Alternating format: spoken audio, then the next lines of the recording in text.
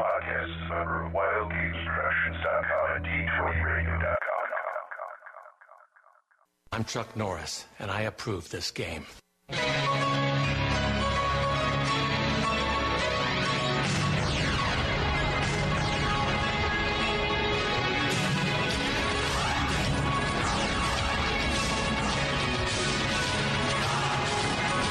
Welcome to the Roll for Initiative podcast.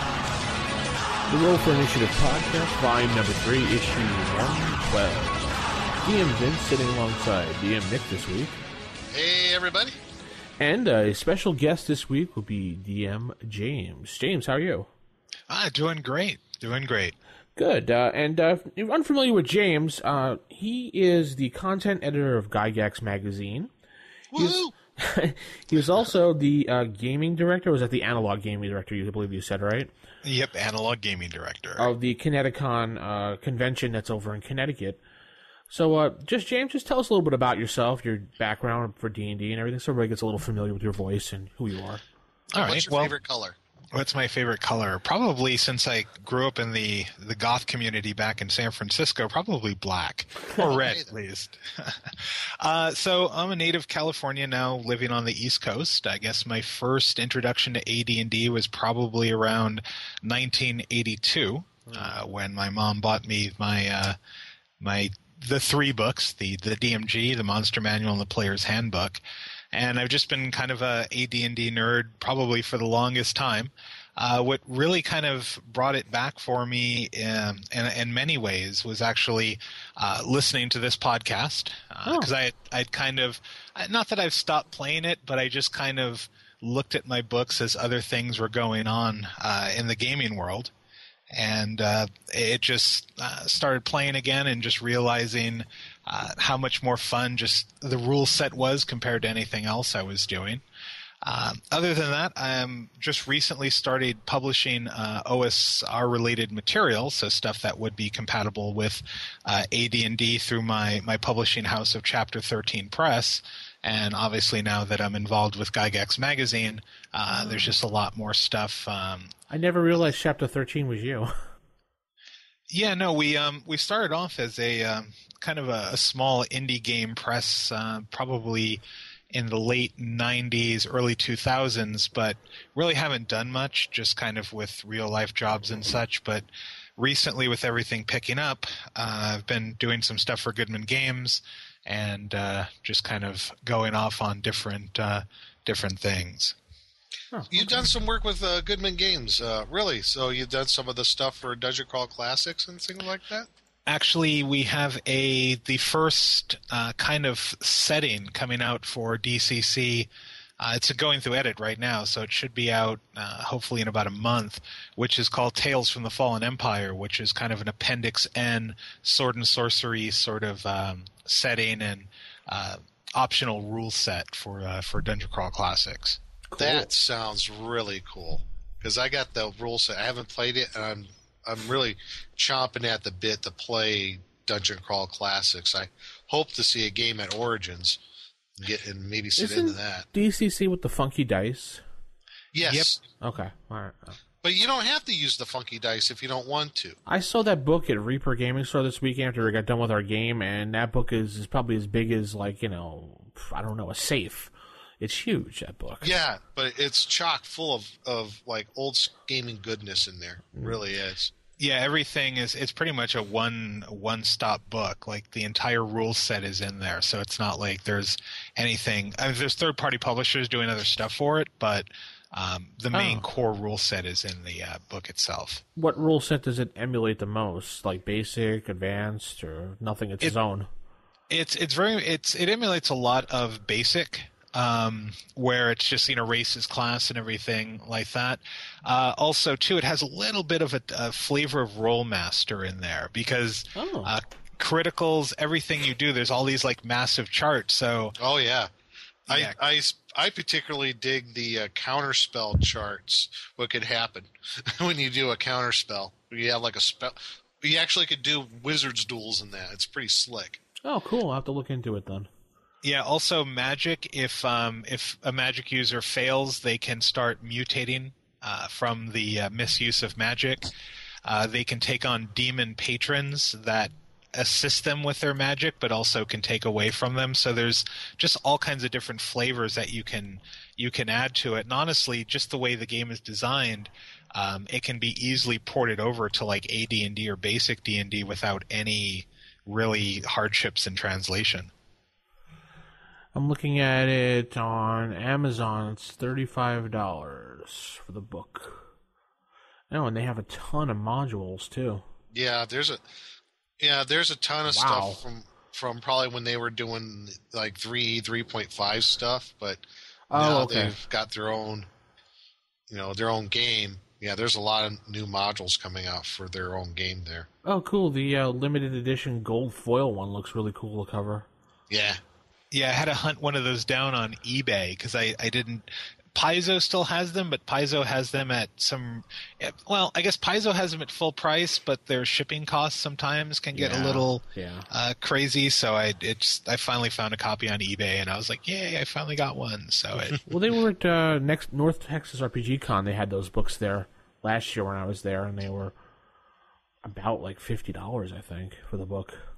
Yeah, but the game, Nick, I think you should probably see it at Origins. I just got back from GaryCon last week, and honestly, how was GaryCon?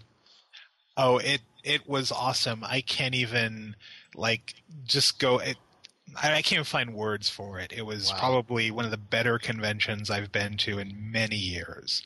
Oh man, I can't wait to go someday. And you were saying about Origins, there might be a game there. Goodman has a bunch of the people doing what's called a road show. So they're bringing DCC to a lot of the different conventions. Michael Curtis, who is one of the writers, has been doing a lot of them. And the artist Doug Kovacs has also been going. Yeah. So between the initial the crew for DCC, they've been pretty much making it a thing to hit a lot of conventions this year. Yeah, I know Joe a little bit. I've talked with him over the years, and because he knows Dave Kenzer from KenzerCo, they've always had a real good relationship there. And but yeah, I gotta get with Joe there again and try to get in a game of Dungeon Crawl Classic. Sounds like a blast. Oh, it definitely is. So, Nick. Yes, sir. What do we have for stars this week? For stars? Oh, funny that you mentioned that. Oh, well, hey. Well, for stars this week, just to remind everybody, you can look us up on iTunes and type in Roll for Initiative over on the iTunes store in the search, and you can look us up from there. And you can download all the episodes or listen to them online right there from iTunes if you so desire. Yay. And we have 3 news reviews, all 5 stars. Oh, wow. And I'll go with the first one here. It says, "Great show, funny and informative by Stinky the One-Eyed Ogre." And Stinky says, "RFI is a very informative and insightful show. It has been quite helpful in giving me new ideas and tips for both playing and DMing. Great hosts and special guests on the show covering a lot of material from module reviews, table manners, and sage advice. It has even got me DMing again after 20 years off." Well, awesome. We got you back behind the screen there, Stinky. So, congratulations. Now, I hope you get a TPK. Anyway, moving on. We have from Eddie Poo 68 or Eddie Poe 68, I guess. Eddie Poe? Is it Pooh or Poe? Which one? I guess if one O, so it would be Eddie Poe. Oh, Eddie Poe 68, and they say best D&D podcast ever. Ever. Thank you. And they say, "I love this podcast. I just discovered it and am looking forward to catching up on all the shows. It's smart, funny, and engaging." You're smart. Cool. I am so smart. SARMO. Oh, now there goes our rep. Yeah. A must listen for anyone interested in first edition D&D and RPGs in general. And our last one from Warlock 60629 and says, "Love the show. 5 stars again. It says, I'm not an OD&D player. I played 2nd edition growing up. Now just an RPGer. What happened to Will? That's it. Well... he left the show. You know. Yeah. He's no longer part of the show. You know, He's no longer part of the show. He's doing something else, and we're okay with that. Yeah, so. he's doing his own thing. We wished him best of luck, and he's enjoying life. So, yeah. There you go. So that's all the current reviews that we have. So thank you, everybody, and keep them going. We're at a total of 157 ratings right now, average rating 5 stars. Awesome. So we aim to please. So thank you very much, everybody. And like I always like to do, as it's starting last episode, so it's not always like to do, but a little geeky news for you. Not on this podcast, right? What? 14 years ago, this very month, was when the wonderful supernatural show of Brimstone was finally canceled. Remember Brimstone? Oh my gosh, Brimstone? Yeah. Why was this like What? Brimstone?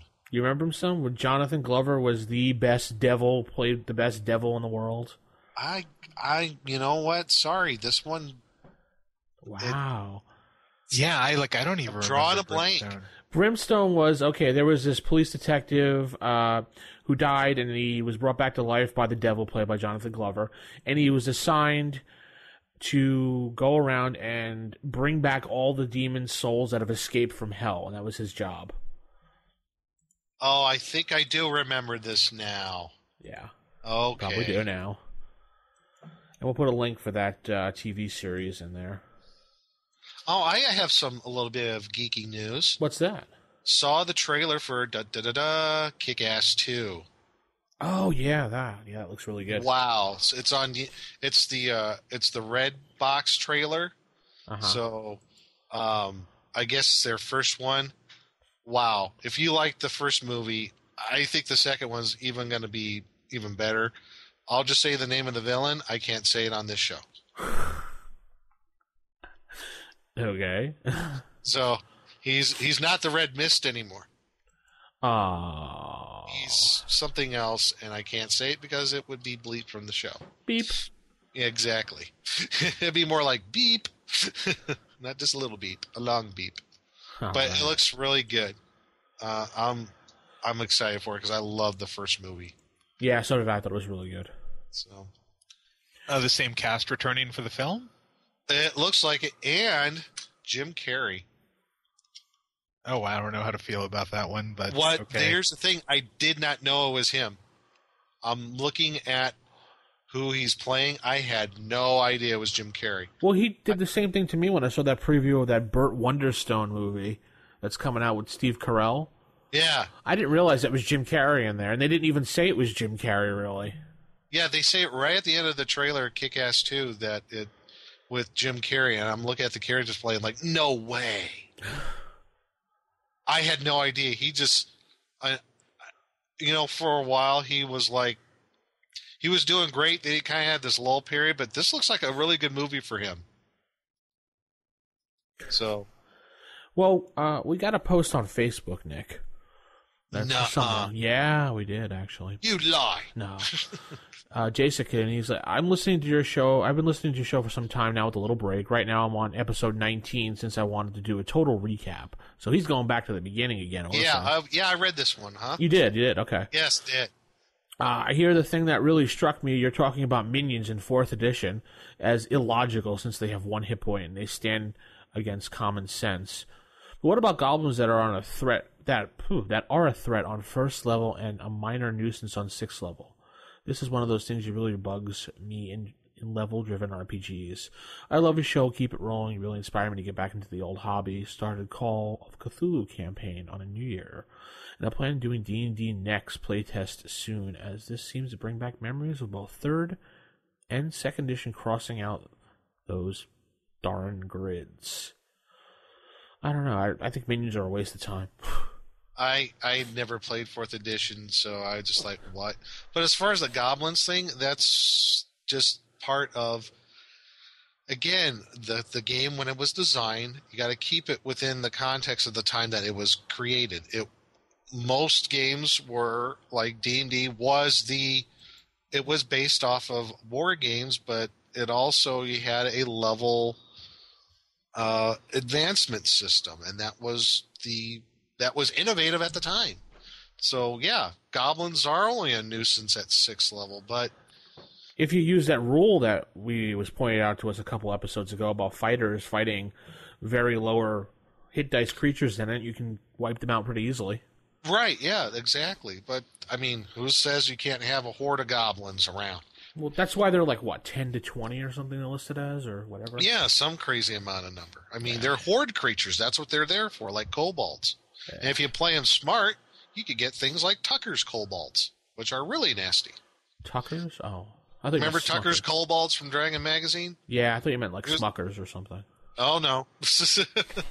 The one annoying thing about Minions, though, and the couple of times that I have played 4E, was just the fact that, yeah, I know, I had to take a hot shower and definitely wash myself with lye, but...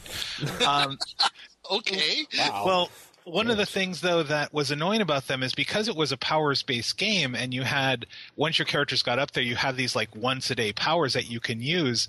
If the GM sends minions against you and you don't know that they are minions, you just burnt a spell or a power that you would need during the big bad encounter, like on all these one hit point things, and it's just like, oh man, really? Did I, so it was kind of a cruel joke in a way, just at least from my opinion on Minions. It's a way of evil, yeah. A way a DM can be evil, yeah, you're right. Mm-hmm. I also saw on our Facebook page that about the statting of the creature. Oh yeah. I looked at a couple of those. I'm really impressed with that. Well, which one do you think was the best one? Gosh, they're, and I did comment on it, believe it or not. Yeah, I just closed the page. Otherwise, I would have looked at that, and I wasn't sure if you were bringing that up or not. Well, there was Russell. Mm-hmm. He had the Slavering Horror. And Montana Coal Squires. Oh, Montana. He had Horror Hopper. Horror Hopper. Okay, cool. I'm kind of partial to the Slavering Horror myself. I think, yeah, I saw some of the responses. They're really good, some of them. But, I don't know. I mean, I like Montana's as well. I mean, it's really thought out pretty well, too. I think I'm just partial to the Slavering Horror one because I like the format. It's all, there's the number appearing and everything. It's a nasty creature. So I'd probably bump it up a little bit of hit dice, though. I'd probably make it like a 7-hit dice creature instead of 5. But what'd you think about the old man picture one? Oh, the old man. Yeah, the old man. When I put up your party of characters is walking down the beaten path, and it's starting to become nightfall. As you are looking for a place to camp, you spot this old man. Describe what happens next, either as a DM or a character based on this picture. So. Yeah, I didn't get to read that one yet. No, I liked when someone put, at my table, someone says Led Zeppelin, Cole, and they wanted you to get back to their album cover immediately. That one, there it is. That one by Chris. It made me laugh out loud at work when I read that. Thanks, Chris. That's awesome.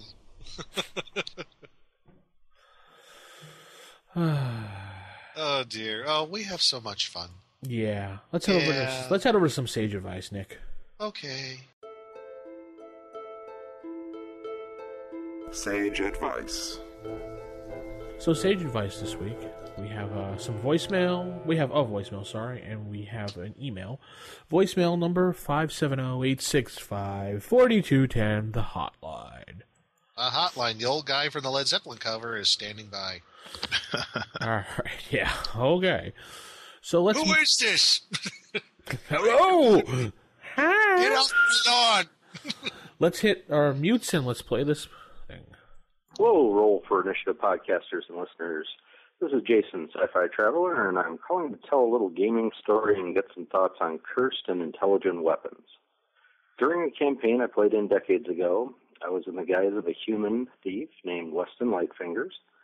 Clever circumstance brought into Weston's possession one extremely light, shiny, and, ouch, very sharp dagger. This was a wondrous boon for a chaotic, neutral little low-level thief, even though its sharpness seemed to nick him every time that he held the dagger. it was not long after, of course, that the voice started speaking in Weston's head. What a masterful thief you are! How very clever you are! What prowess with the ladies you must have! It seemed that the dagger was made for Weston, for not a day could go by that he didn't pull the blade to hear the voice, even at the cost of a nick each time he did so. Well, days and weeks in game went by, and the dagger continued to point out his greatness, and the shortcomings of all the rest of his companions. There were the stupid paladin, the incompetent cleric and wizard, the useless fighter, or was it a ranger? Of course, the next several adventures, Weston and the party found that the dagger could detect the presence of good and evil. Even once a day, it could heal all the wounds of a party member, save for a scratch or two. Unbeknownst to all in the party, including Weston, though, was that the dagger was ever so slowly possessing him and turning his opinion of the rest of the party to ill. The balance tipped after a brutal battle in which the party came close to demise, but in which Weston suffered only a minor wound from pulling the dagger. You see, the rest of the party was in dire shape, and the cleric was out of curative spells and potions. The paladin, our righteous savior, requested Weston use the blade to heal him so he could continue to protect everyone from what lay ahead. Well, that didn't sit well with the dagger, and thusly the dagger demanded that Weston tell the paladin to take a knee and kiss its tip to receive such healing. If Weston did not do this, the dagger threatened to never speak to him again, and Weston couldn't have that. Well, I'm going to cut the story short right there. To the point, in '82, when this happened, it was quite entertaining, and it was the first time I had ever run into an intelligent weapon of any type. The DM who was running it, we used to call Bear, and it was just an amazing first edition AD&D event for me. Throughout the decades since, I've run many campaigns, and I've always found a way to incorporate some kind of an intelligent weapon or a cursed item into campaigns here and there. And I was wondering on your guys' take on tailoring a cursed or intelligent weapon into a valuable tool, or even perhaps an NPC of sorts. Keep up the great work, and let's all keep listening. Bye. I was actually getting into that story. That was probably about the coolest story I have ever heard about a cursed weapon. Yeah. In my entire life. That was amazing. I was like closely listening to that story. He could really tell a tale. Yeah, I was sitting there. As soon as he's like, "Oh, cut it short," I'm like, "Oh, come on!" Come on! I'm like, "What happened? Did he thrust the dagger into the paladin's throat? What?" I know. Yeah, I've always included like intelligent weapons or weapons like that in my campaign, but this campaign I'm running right now, face to face, I had one in it. I had a plan for it, but things just changed, so I kind of had to drop the ball on it for now.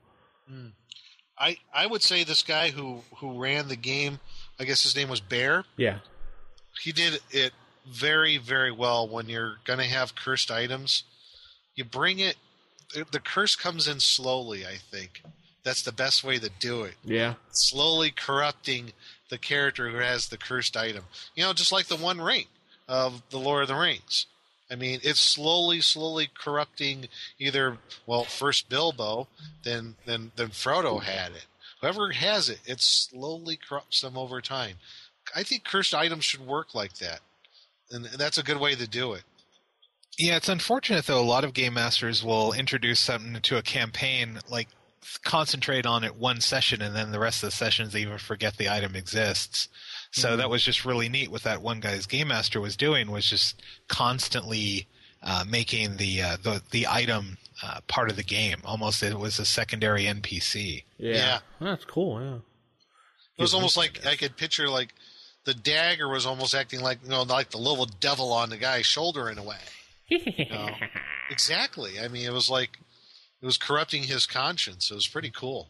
I like that. Hey, we'd have to get him to write in and maybe come on the show and talk about it. It'd be kind of interesting to hear more about that story. And if he wants to guest, we have a spot open, obviously. So it'd be cool to have him on. Yeah, I want to hear what happened to the paladin. Yeah, me too. Yeah. Kiss the point of the dagger, stabby, stabby, stabby. Yeah.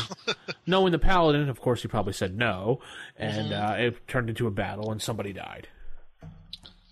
Or a TPK, who knows? Yeah. DM going, yeah. So we got to go over some emails now. We got our first email from Buck Backup. Remember him, Nick? Buck Backup? Yeah, he's Any relation to Buck Rogers? Uncle Buck, maybe.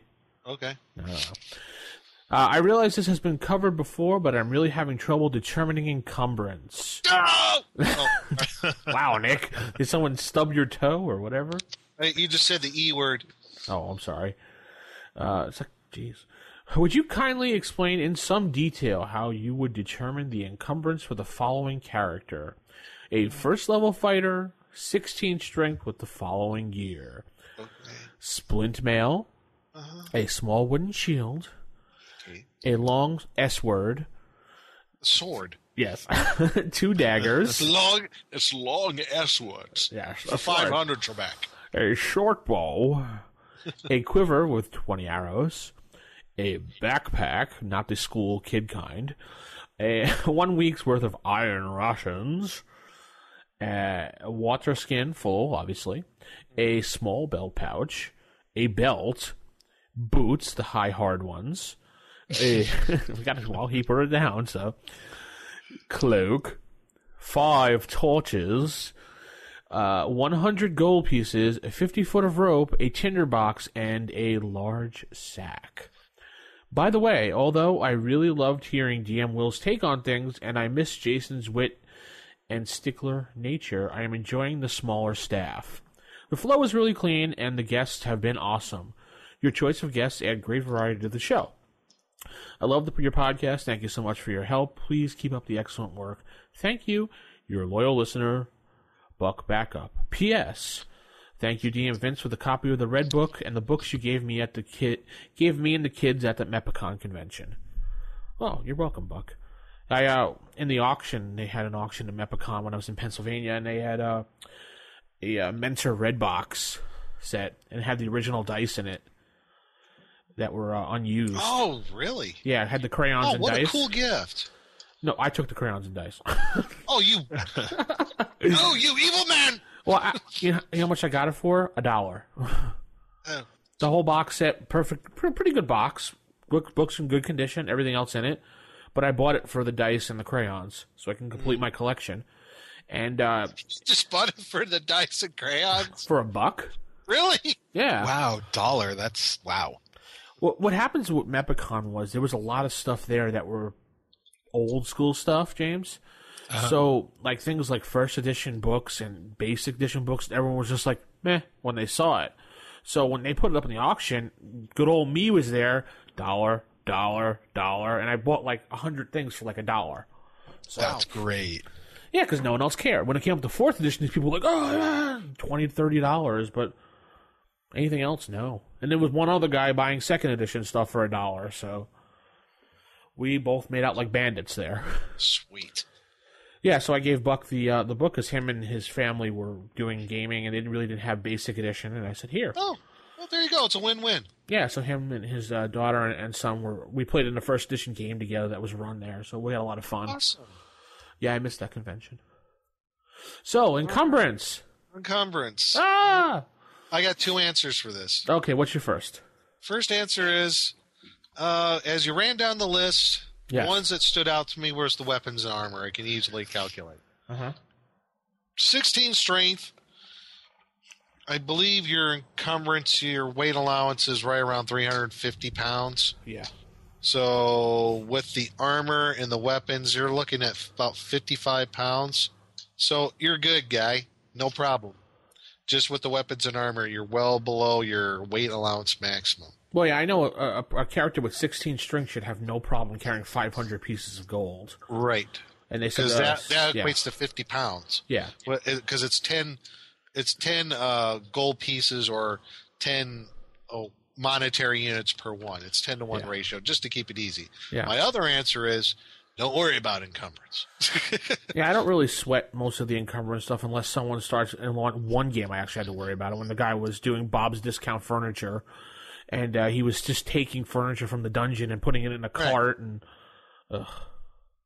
yeah, Oh, I was going to say there's a great scene in Baron Munchausen, if you guys saw that movie, No. where they're cleaning out the Sultan's treasure room. And there's just this one guy carrying like this massive amount. The treasure pile was at least 5 times his size and everything. And he's just carrying it right out of the Sultan's locker room. And that to me is kind of reminds me of what some characters try to get away with in like AD&D games. It's like, I'll just pack up the treasure room and carry it on my back. That's why, at least for me, how I run the game, there's always somewhere along the line, there's going to be a bag of holding found.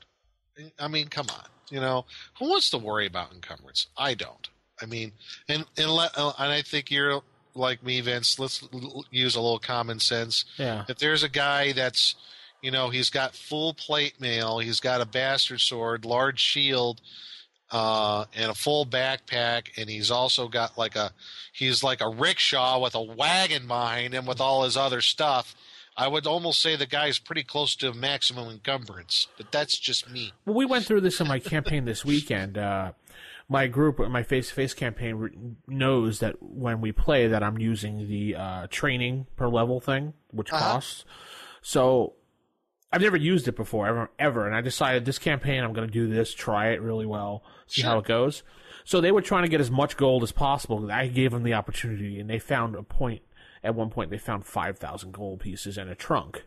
Oh. So they were trying to figure out a way to put the gold in sacks and bring it with them, and they were tying it over their necks. And I go, you realize you could take that easily with your strength, but when you're in a battle, you're going to be dropping that on the ground because you're not going to be worried about holding a bag of gold when your life is in danger. Right. So then they figured out some way to take the trunk between the fighter and the paladin, carrying it around. I could see that happening. Yep. Until they couldn't use it. Until they had to swim somewhere, they couldn't take the trunk with them. That's where you hope you get a bag of holding. Nope, no bag of holding at first level. Well, not at first level. Yeah. James, you have anything to add about the encumbrance? No. Honestly, I don't really keep track of it much in my games either. I think it's such a distractor, especially when you're trying. Years ago, I used to play with one game master who I just decided never to ever wear metal armor in his game because he was one of those sticklers that's like, well, you have to have someone help you on with that armor, and if you try to sleep in it, this is what's going to happen. And you just imply like all these modifiers, and it's like, if you lay down in your armor, you're not going to be able to get up, and you're going to need to. And it's like, wow. So I think that whole game, I had some sort of warrior who just ended up wearing leather armor because at that point he just couldn't argue the point that, he could actually lie down or, keep watch in this sort of thing. So I think even that drove me further into the idea of, worry about encumbrance when they're trying to get away with murder. Other than that, go for it. Oh, yeah, with the armor taking off. I know you're supposed to wait a certain amount of rounds and everything. I'm like, I just usually, if they woke up out of the middle of the night, I would roll a d4, and that's how many rounds. If they have plate mail on, they have to take some to put it back on. So. Sure. Because if you really want to, get into it, think about actually going into a 10 by 10 corridor and trying to swing a greatsword. Yeah. Yeah. Good luck with that, right? Exactly. Or carrying a 10-foot pole into a dungeon. I mean, So there's a fantasy element, I think, to it that really just needs to be looked at a lot more than any historical accuracy. But even with the armor, with historical accuracy, there was in the medieval period, late medieval period, when you got into more of the full suits of plate armor, particularly for jousting, they were fitted so well. There were knights who they performed rather normally, could practically do cartwheels in them. Yeah, true. So, and if you saw the movie Knight's Tale, never mind. That's not. That's basically an SCA event for the week that's been filmed.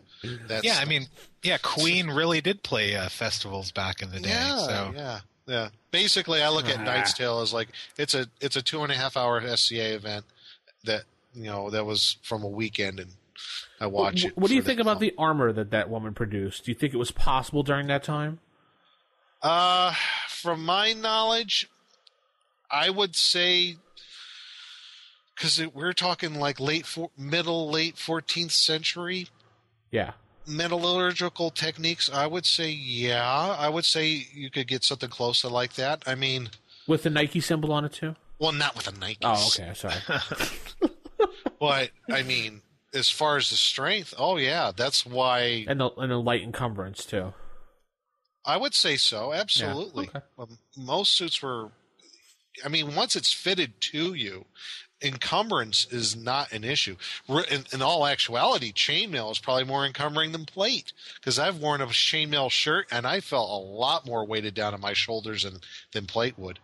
Really? Okay. Oh, absolutely. Huh. Yeah. It just seems because the more weight is on your shoulders in the plate, while in chainmail, while if you're wearing plate, it's more around your waist and even more evenly distributed. So what's heavier than, considering you're in the military, would be like the full gear that you wear that protects you, or chainmail or plate mail? What? How does it add up? Wow.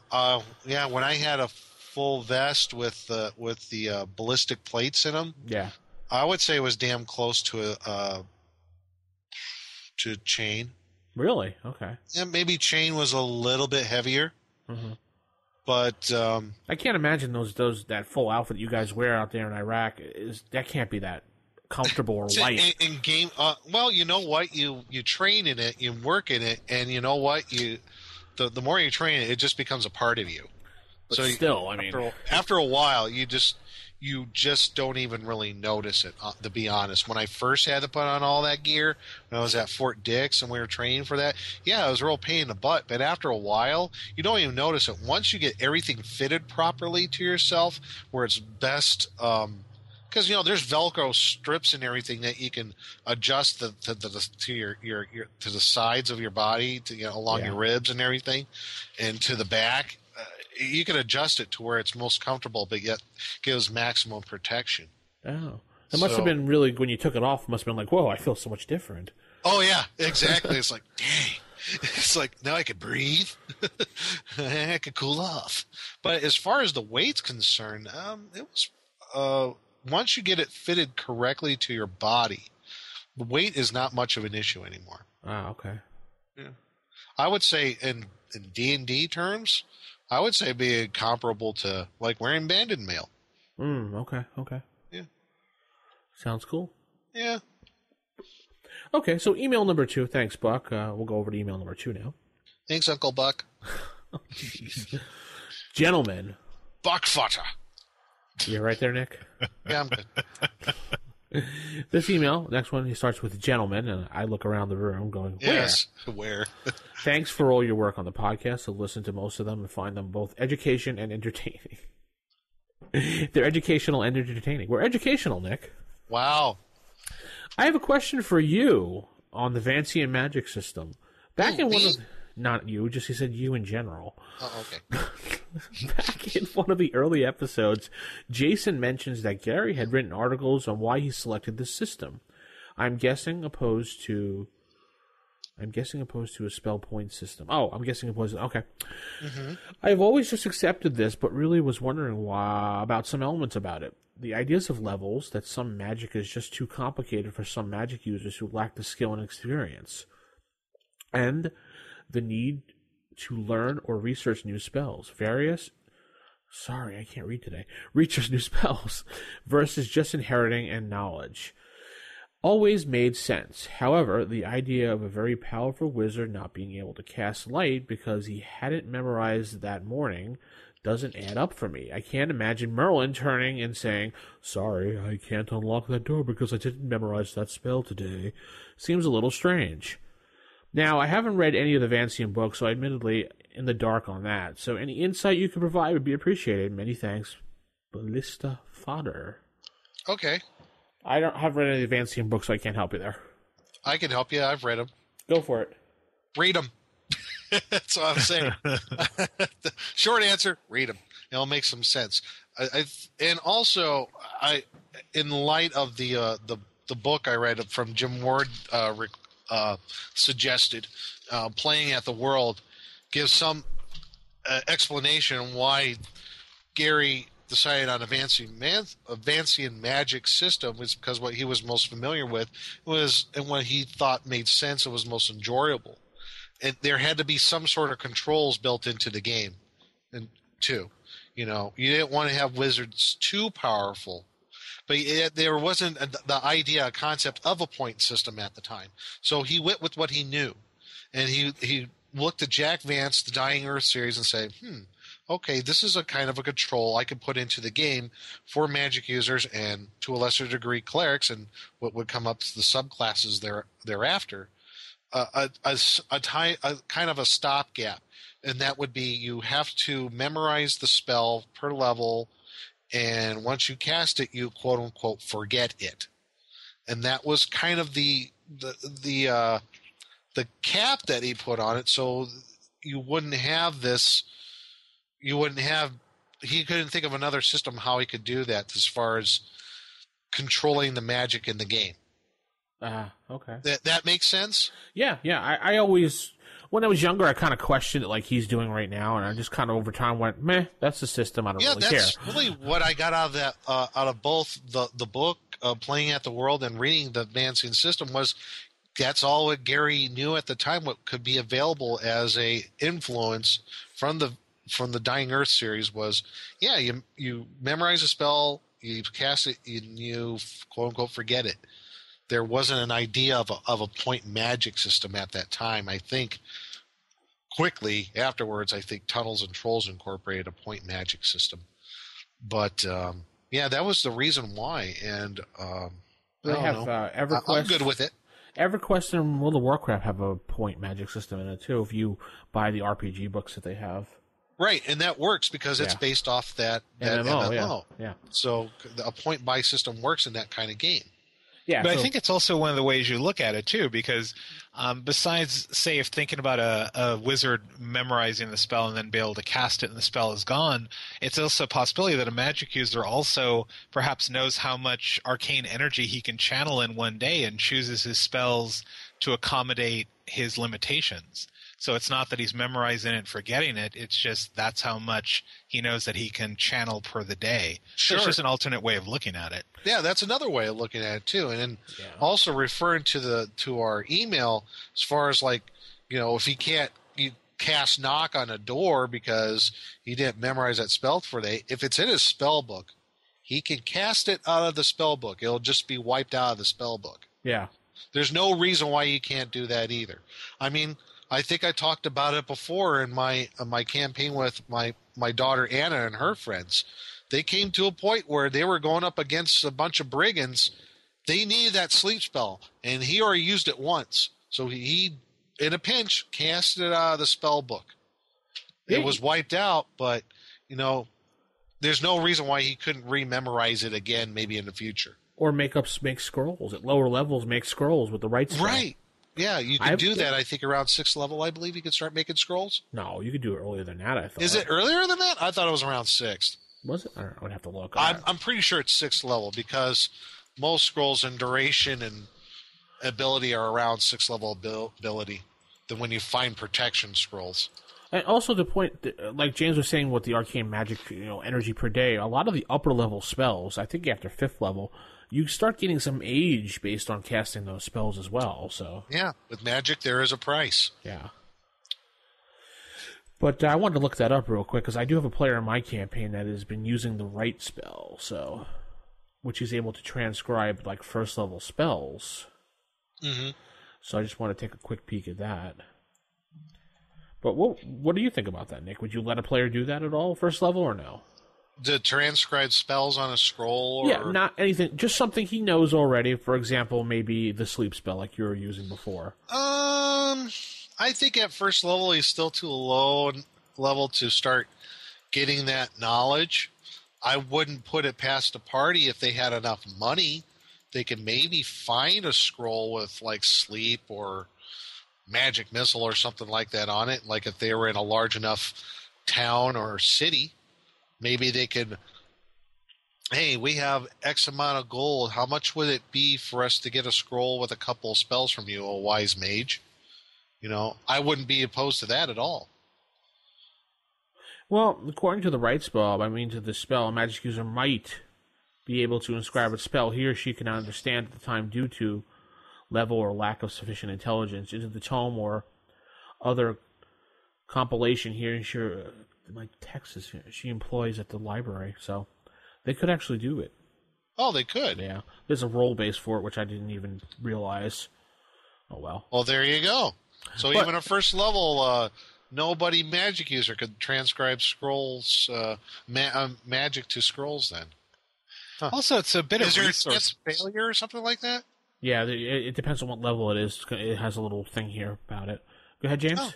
Oh no, I was going to say also it's just a point of resource management too. I mean, because first of all, I'll just say I hate the word balance Yeah, me when too. it comes to D&D or AD&D, and I think just the wizard having the limited amount of spells cast per day is just really just kind of keeping everything in check. It's a resource. Right. Because if the wizard could just sit there and go fireball, fireball, fireball, the rest of the adventurers can just kind of hang out at home or at the tavern and just Yeah, use whisper to go back and forth, going, okay, is everything dead yet? exactly. So basically, Nick, this is how it is. The magic user must make a saving throw versus magic to attempt writing any spell. Okay. A +2 if it's only up to one level greater than he or she currently is. 0 at 2 levels or higher, he gets a -1 per level from 3 levels onwards, blah, blah, blah, blah. So there'd be like same level spell, there'd be no modifier, just the Yeah. save. Yeah, exactly. Okay. If it fails, the magic user takes 1d4 points of damage for every level of the spell he or she was attempting to transcribe into her magic book. Ouch. And furthermore, will be knocked unconscious for like number of turns. Ouch. This Okay. damage, it can be healed at a rate of 1 to 4 hit points per day. Okay. So like if you wanted to make a scroll and you wanted to put like if it was me, what I would do, like if I was a first level magic user, I would transcribe 3 spells onto a scroll. Sleep and magic missile, I'd put magic missile twice. That's just me. That's how I roll. It takes 1 hour per level to transcribe in this fashion. During this period, the magic user is in this trance state and can always be surprised by any foe. So basically, the magic user has to take an hour out per level to transcribe the spell, which I've been doing as well. Okay. But I didn't actually roll the saving throw because If you could send those rules to me, I'd like to use that maybe. It's right in the player's handbook. It is? Page 69 under the right spell. Oh, well, raise my rent. Yeah, I've been doing everything else in here except for the saving throw because I just asked him during the game because I can't stand looking through books during a game. See, folks, even we forget stuff. So I just asked him. He's like, yeah, you could do it 1 per level. I guess he didn't realize the spot with the saving throw or didn't bother to tell me. I don't think he did it on purpose, but I trust him enough. Whatever. Anyway, thank you, Ballista Fodder. Next email comes from Steven. Hello, Stephen. Hello. Hi, guys. I love your show. You previously reviewed A1 Slave Pits of the Undercity. So get out your A1, Nick. Oh. Not your steak sauce. Anyway, when I look at the temple map, there does not appear to be an entry point from the left side of the map to the right side, other than the 2 closed portcullises at number 16. How are we to enter this portion of the temple properly, other than with a subterfuge or a giant crowbar? Every time I get inspired to play this module, I get put off by this apparent error. Am I reading this map wrong? Best regards, Steven. I don't know. I don't have my copy with me right away, so I don't know what to tell you. I think we actually went over that, how to get around that. So I think so, too. I just don't remember off the top of my head what it was. yeah, I don't. Well, hey, worst case, you're running it. Put a freaking door in there. Why not? It's your adventure. Do what you want. Yeah. What do you think, James? No, I'm with Nick. I mean, honestly, especially a lot of the older modules, just sometimes things were overlooked, and as the game master, you just kind of need to say, all right, well, this is where it's logical to put something like that. Yeah, a good example of that is module N1, Against the Cult of the Reptile God. If either one of you are familiar with it, there's a maze, and they forgot to put an exit to the darn maze. Yeah. Never got fixed in any of the subsequent printings, so it's like, darn. Yeah, I'll just put the exit right here. So it happens. Sometimes an editor misses things. Yeah, just you're the GM, the DM. Just your module, you do as you want. Yeah, you see an error, fix it. Yeah, it's fix cool. it. I mean, I don't understand why there's people out there who think when you have these the you know, like I've always said, I'm a lazy DM. I use mostly modules for my games, but I'll modify them to my game to where I like. You know, I'm not going to foul each darn bit of text out of there lavishly. I mean, you just got to wing it at times, or just do what you feel is best for your game. Yeah. Well, we'll come back to this at a later time. Yeah. We'll put a pin in it. How's that? Yeah, we'll earmark that for later. Yeah. All right, our last email comes from John. Hi, guys. Great show. I finally got the Temple of Elemental Evil after like 30 years. Yay! Rock on. I have been wanting to buy this darn module all my life, but until recently the high prices on eBay in the UK put me off. Understood. Yeah. I finally picked up the module this week as a PDF download from the Wizards, and it looked great. You guys? Yeah, it's out there for $9.99. I know, isn't that great? Oh, it's awesome. I'm glad everybody get access to that adventure. One of my favorites. You guys must have all played this module. What advice would you give me to run it? Now, yay! I'll say right away, I've never played in this module. I have played in Return to the Temple of Elemental Evil module, so... Mm-hmm. And I've never DM'd this module, so I'm going to have to abstain from this one. Go ahead, Nick. Yeah, I've run this. I've run both versions, the Hackmaster one and the regular first edition AD&D one. And as far as preparing it, obviously, like with any module, read it through cover to cover. You know, take it wherever you go. You know, in the bathroom, wherever you want to go. Read it. Get familiar with the with the whole thing. I would also recommend, I know on dragonsfoot.org, under their World of Greyhawk forums, there is a thread for the Temple of Elemental Evil, and it lists, and I'm looking at it right here, see if I can find it. It was near at the top of the page. Temple of Elemental Evil Questions. There's a thread called Temple of Elemental Evil Questions. And also Drexlorn's Temple of Elemental Evil Research Project. Drexlorn's Temple of Elemental Evil Research Project. I highly, highly recommend going to that thread. Okay. In fact, I will probably copy and paste that into our window here for Skype, that there's like everything that this guy has done a great research on, all the different little bits of errata, things that were missing, and there are things that are missing in the module, some things that might not make sense, and that's okay.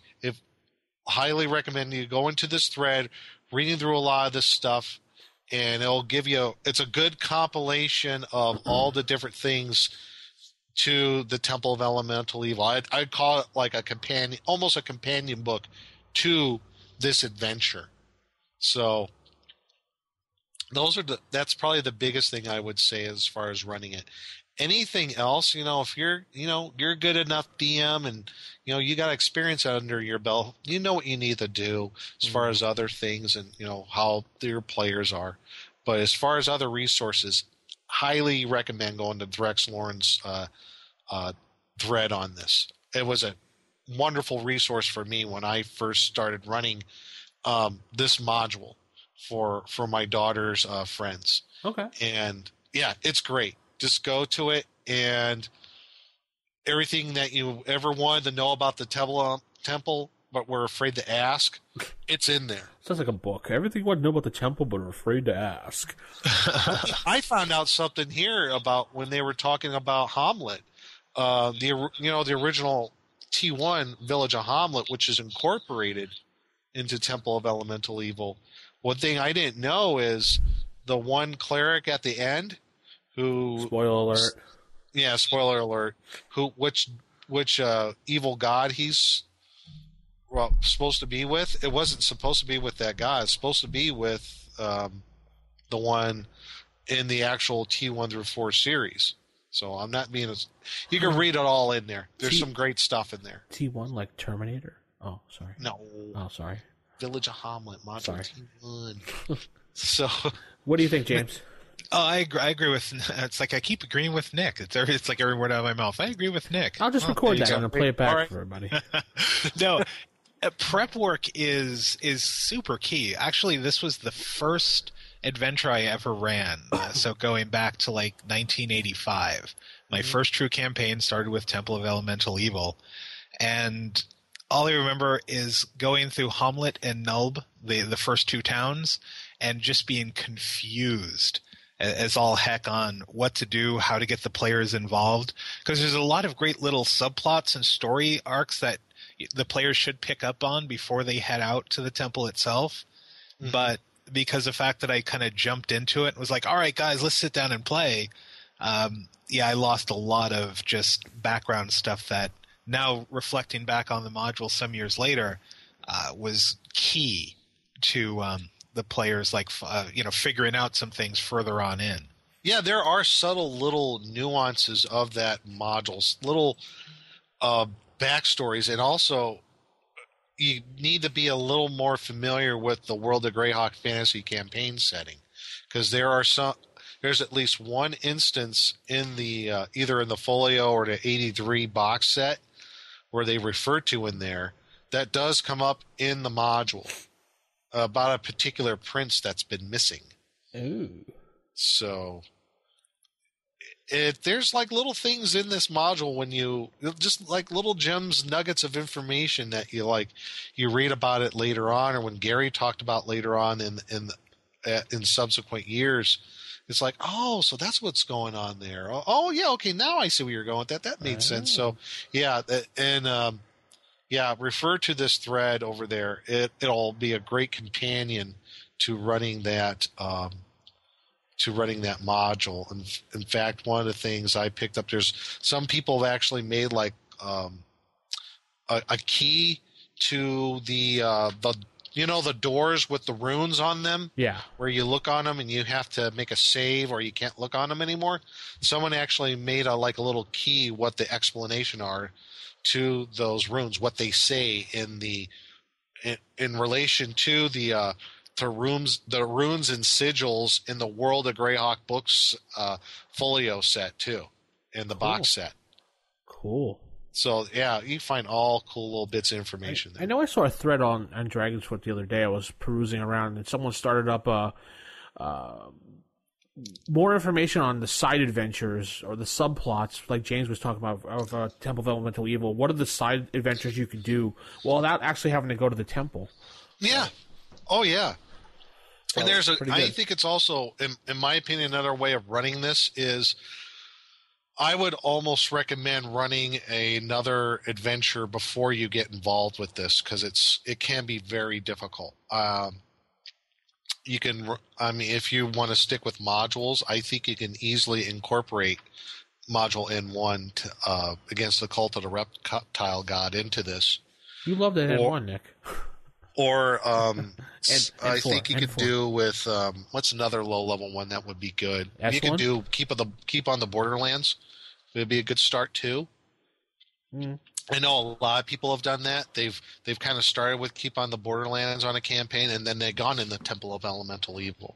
I think that's what the other DM of my Saturday group is running, Keep on the Borderlands. So for his, because we sectioned off into two groups, so I think he's running that module. Yeah, I was just trying to think of any other first or third level adventures that you could do.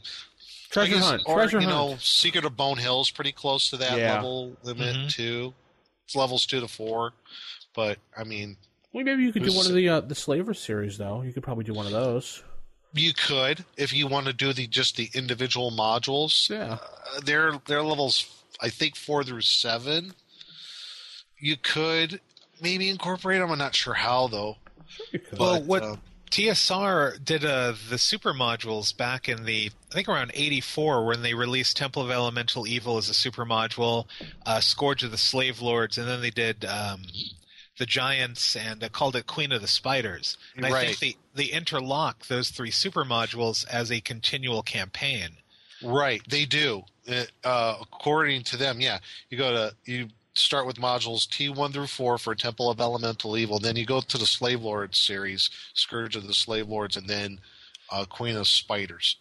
And they actually, in the beginning of the modules, they also have a whole couple of pages on how they integrate and what options the Game Master has. So I think that if someone wanted to integrate Slave Lords into Temple of Elemental Evil, that'd probably be the way to go. Yeah, you would have to go with the Super module because it puts the levels higher. It made they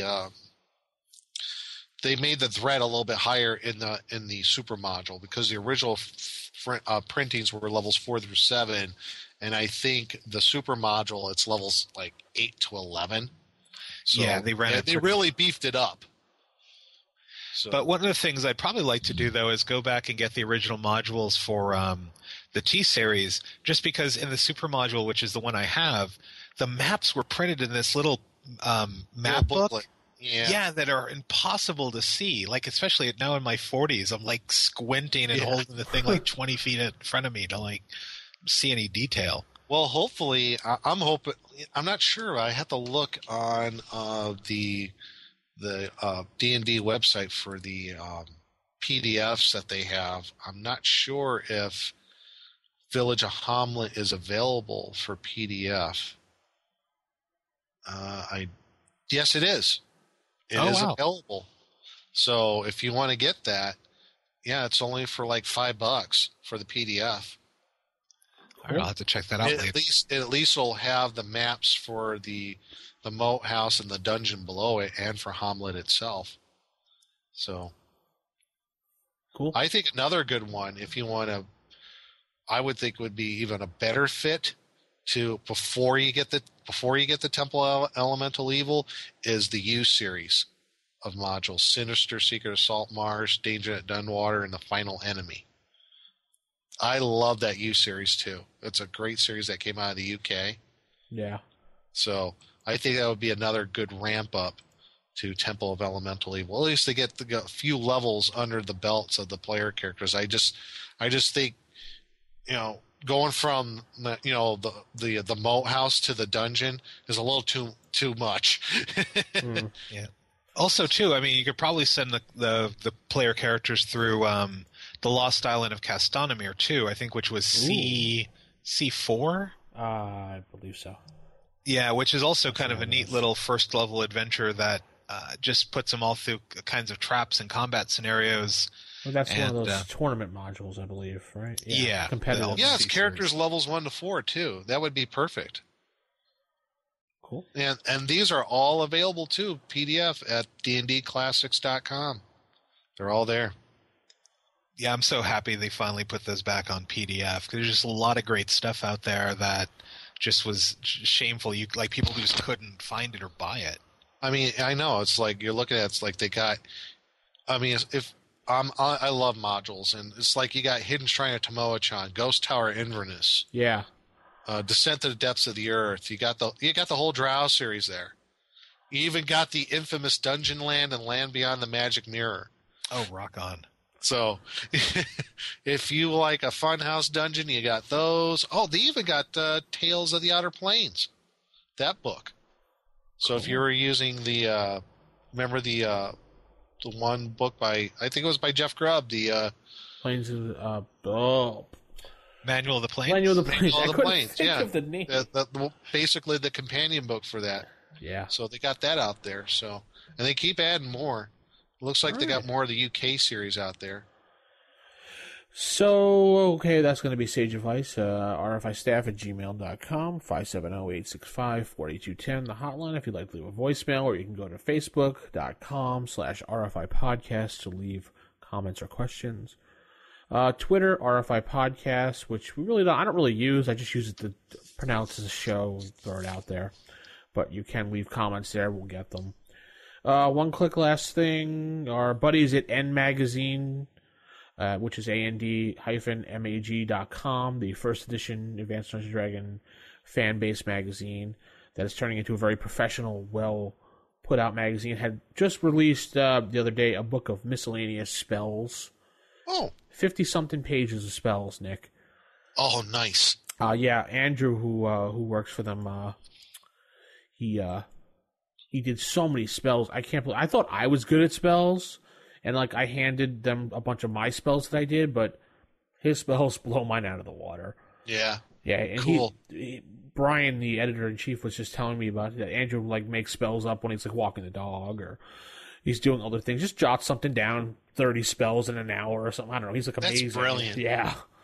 Wow. So I just go in there, checking them out there for clerics, magic users, illusionists. What you can think of, it's in there. 50-something pages of them. I was like, whoa. Free magazine. Go download it. Yep. And I guess that's going to head us over to some table matters now, Nick. Okay, here we go. Okay. Typical. Of all the evil creatures in the world, I'd like to find one with table manners. What are you kidding me? I spent years cultivating the worst table manners on the planet. Table manners. Okay, table manners. This week we are going to cover the... And I think this has gotten a bit of a reputation. This particular module N2, The Forest Oracle by Carl Smith. And I think that's a pseudonym. I firmly believe that there's no Carl Smith. It's like, when directors want to, like, dissociate themselves from a movie, they call it Alan Smithy, wherever. I think... I looked for Carl Smith when I first pulled this up. I could not find him anywhere. So either That's the guy what I mean. I think it's a pseudonym. I think it's actually someone else at TSR at the time did it. When they got done with her, like, no. Yeah, I think the person doesn't exist. You're right. Yeah, this was... Unless he passed away, and I really apologize if his family or somebody who knows him's listening. I apologize for that, but I couldn't find him when I did a search for him to look for him. And, Carl, if you are listening, bad monkey. Nick. Well, it has some flaws, but we're going to some flaws. flaws. Some flaws. There are some flaws. I could definitely Where should we begin? Well, first of all, I just want to say this is chocked full of maps. I don't think I've ever seen another module with this many maps in it. And I like that because you can steal every one of the maps for any one of your game, especially the in map, which is a good layout. Yeah, there's a lot of maps in this adventure, and that's about the only plus it's going for my opinion. But, and this is also I looked online one of the most worst modules and rated out of all fans, one of the worst modules ever. Yeah, and I'm just trying to think of where to begin. I guess just the notes for the Dungeon Master. Okay, it's for levels 2 to 4. Monsters table. Yeah. So, Nick, why don't you head and start us off here? Well, the Forest Oracle, what this is about, in the explanation that they give at the beginning is, seen from the rim of a hill, the vale looks like as a mighty pen has drawn a slash across it. The gentle hillside leading to the valley floor is golden and healthy. The gray old wood beyond the vale rises in autumn splendor, but the land in between... Basically, the land is blighted. You go to this place called the Downs. This place was protected by druids at one time, but there seems to be some curse that's being on the Downs, and it's your job to basically solve why that there's this curse over the plight, and there's this plight over the land, and how you can lift the curse. And hopefully you could get the Forest Oracle of the druids to help you out. So that's basically it in a nutshell. Yeah. Sounds like a great premise. I mean, it does. I mean, that's cool. But it... okay. Do you want to start with this, or should I go? I don't know. It's like I think James said it the best before we started the show. It's like a Frankenstein monster being put together, this module. Yeah. I mean, okay, right from the beginning on the notes of the Dungeon Master here. The Wandering Monster table, I'm like, okay, 1, giant ant. 2, baboons? Really, baboons. I'm like, baboons always hang out in forests. Yeah, all the time. Yeah, I mean, it was cool so... The frogs and the gnolls, the harpies, great, lizardmen, but baboons? It was so random and so like weird that I had to use it for the creature feature this month. Yeah, so we're going to cover baboons later today. And tigers. Yeah. It just tigers and baboons just does not. I just don't see it in this kind of forest environment. And men, cavemen. Yeah, cavemen too. Yes. Where are the cavemen? Wherever you want them to be, whenever you randomly roll, they'll be walking around. Yes. Now, if we can have baboons riding tigers, I think that would be freaking awesome. How about Here's and the travel time that kind of stood out for me. Did you read the one paragraph on the travel time? Oh yeah. A man on foot can travel 20 miles a day, about 2 miles an hour. Really? I guess so. A person can travel 20 miles a day? I don't know anybody in armor that can do 2 miles per hour. It's like, what are they running the whole entire time? And then you get to number one, opening scene. This I have to put a little premise to this. This whole thing reads like a movie script. I think it might have been a movie script that they scrapped. Yes, it was like, okay, scene one, here we go, opening scene. Okay, you're going, the sun is setting, you're at the Downs, and then boom! It actually starts off all right. You got the whole, It does start off blah, blah, blah. You go into town and see there's something wrong, and you go to the inn. And it's just like, oh, wow, cool. Oh, so, wow, it's really busy in the inn tonight. And then there's like this old man comes in, and he starts talking about the blight of the Downs and everything. And then he basically looks at the party and says that you have to help us. Yeah, I'm like, huh? Yeah, you're sitting there like chomping on a piece of bread going, what? And like, why us, old man? You know, it's like, did they like send a letter, carrier pigeon? What? And then they tell you in the DM notes, if the party refuses to aid the Downs, the townfolk will ignore them, aside from their providing their services for the party pays for. Eventually, the party will be asked to help the Downs or leave. Well... So there's the end of the module right there if your party says no. Yeah, there you go. End of story. Great. The pain. Well, I think that's how the module should be enjoyed, is the players go in, they refuse, and then they leave. Go on there to you something go. better. Exactly. All right, but I have to throw in there, who did someone just randomly come up with names? First of all, the Happy Farmer Tavern. Yeah. That just spells creativity all over the place. I just pictured like a drunken old farmer over a keg with a smile on his face. But, and Happy Farmer Tavern, map 1A. They're starting with maps already. Here we go. Yeah. And there's a generous amount of box text in this thing. A lot. Did you see the name of the tavern owner? Milos Thunderchin. Yeah. Okay. Thunderchin? From the Thunderchin clan of wherever this place is, the Downs. Thunderchin. Yes. Thunder. It almost reads like one of those old. It reads like when you're starting the journey. Go ahead. It reads like you're playing a text-based game of Zork. Early the next morning, the mage explains, follow the new wilderness road until you reach the old wilderness road. Dig in his pocket and extracts an old talisman. This is a talisman of protection from evil. It may be of help. Really? Okay. What's the next? I mean, I read that. I'm like, that is about as uninspired as toilet paper. Wow, Nick. But it's like reading, I'm like, God, this is like someone played a game of Zork or Bard's Tale back in the day, and they just like transcribed the text into an AD&D module. I'm like, well, look at that. The talisman of protection from evil is italicized too, so it's right. I know. That's why I was thinking that. And then, and again, the names: the new wilderness road, the old wilderness road. Woo! And I guess the party's blind because it's a spot here in case they miss it, which they're supposed to miss it. So, all right. Yeah, because adventurers are blind; they can't see roads. Exactly. So they go on the road and they get attacked by brigands.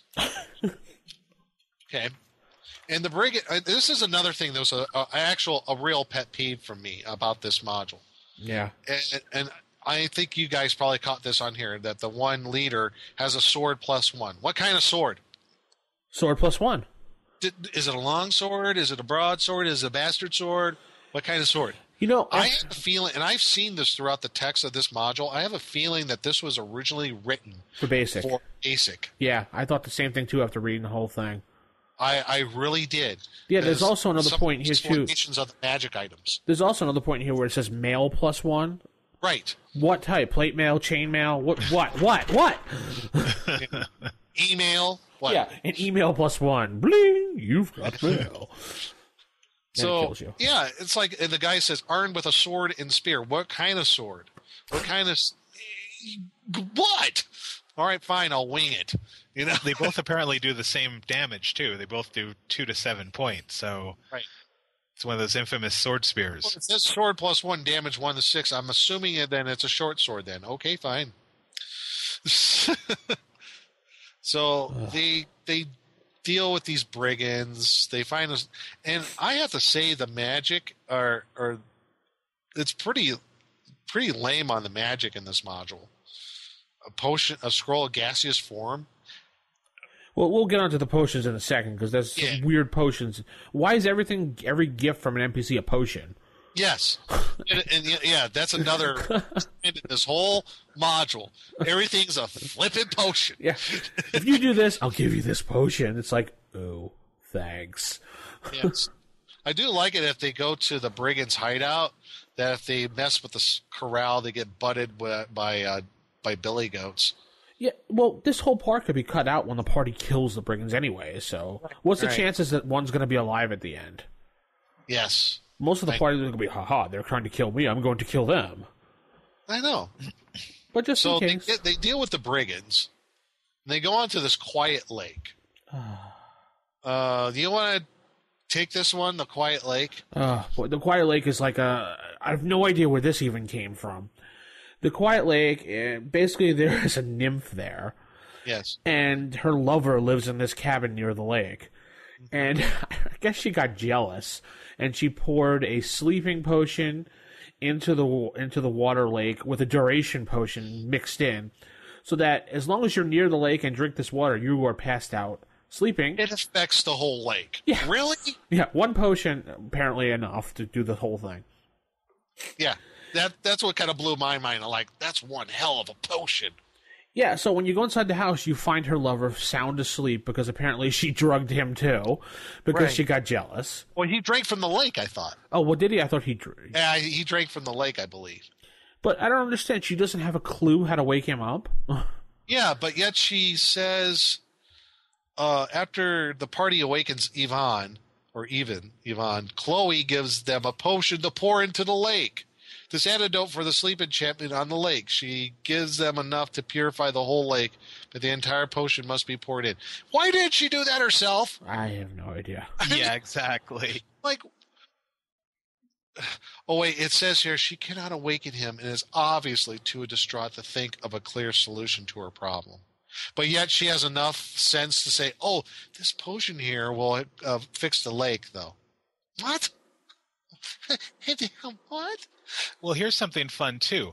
In the stat block, Evan the Forester, it gives it as attack 1, damage 2 to 7, axe. Oh, but you caught this, too. Yeah, but when you go into what Evan has, he owns a longbow and a dagger. So,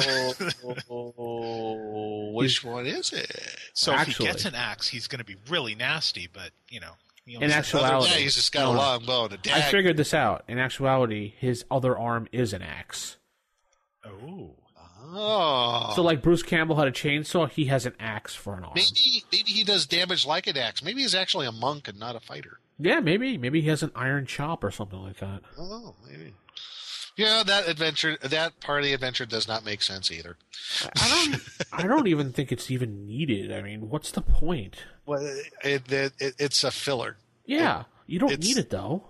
Basically, to get a potion of invisibility.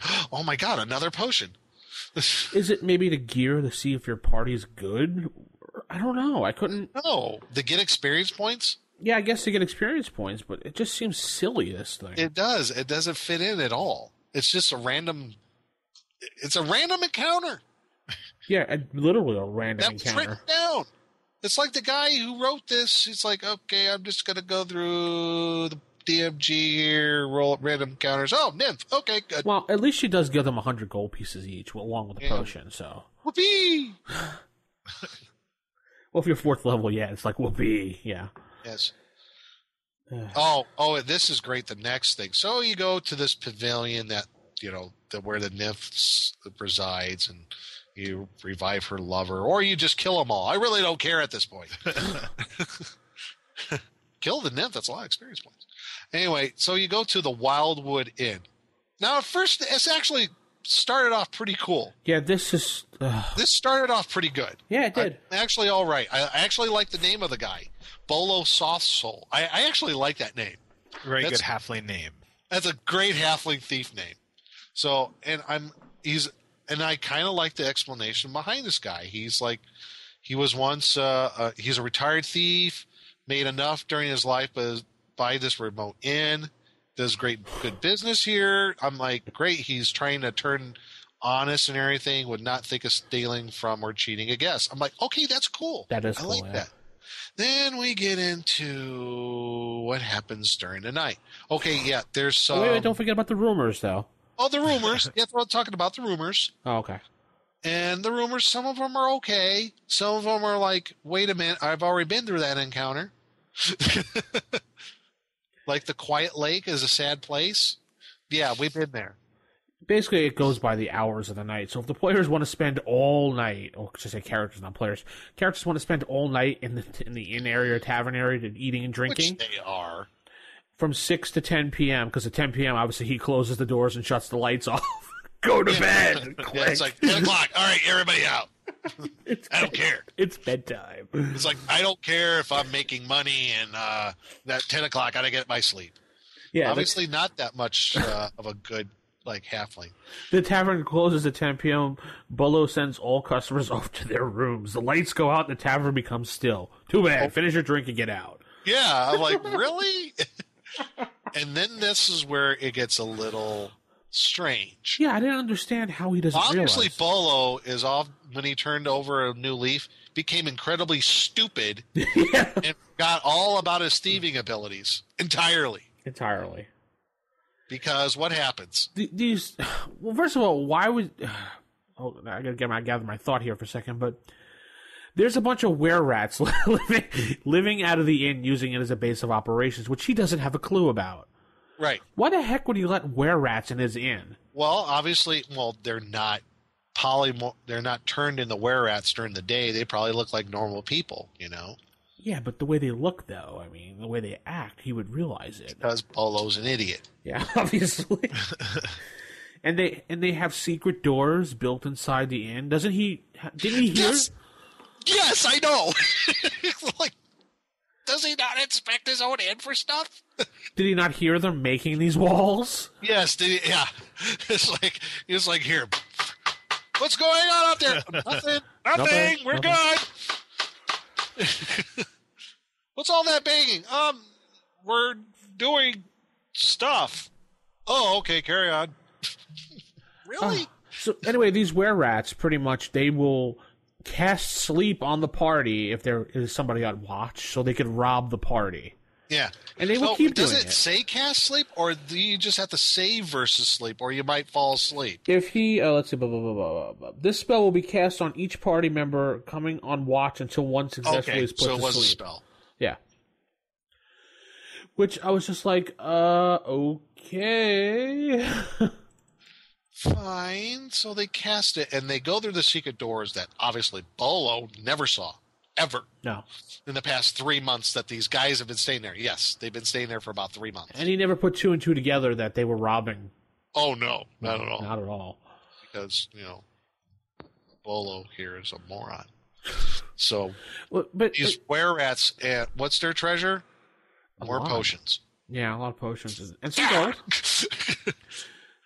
Well, also, it gets me as the next paragraph, because if party recovers the treasure from the were-rats, Bolo will wish to return it to its rightful owners. He was a thief, right? Yeah. Yeah. I just can't picture a thief being like, oh, well, remember, he found their treasure. To leave, Bolo did. So. But he lets them have 25%. Oh, well. Yeah. How nice of him, right? That's the finder's fee, Yeah. Schmuck. Yeah. So, yeah, that's the whole were-rat encounter. And you get to keep the potion, by the way. Oh, boy. Of healing. Does it say... I thought there was... Oh, potion of healing with 2 doses. Okay. Yeah. And the PC's possessions. What? They get their stuff back that was stolen. Oh, okay. So when they fell asleep, they took their stuff. Yeah, pretty much that's what happens. Oh, okay. And there's like that whole scene with them if they wake up and they see them, that if they don't see them actually run through the secret door, they have no clue where they went. I'm like, any seasoned adventuring party, even going down that all players, you're going in, what are you going to do? You're searching everywhere for secret doors. Or at least you're not going to discover these secret doors, please. Yeah. You're going to find these guys. You're going to kill them. End of story. Ugh. So then we go on to the Horns of the Dragon, which is like a throwaway thing again too.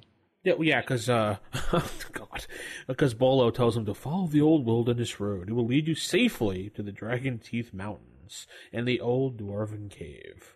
But it has a map, so it must be important. Yeah. Oh my God, this cave. Yeah.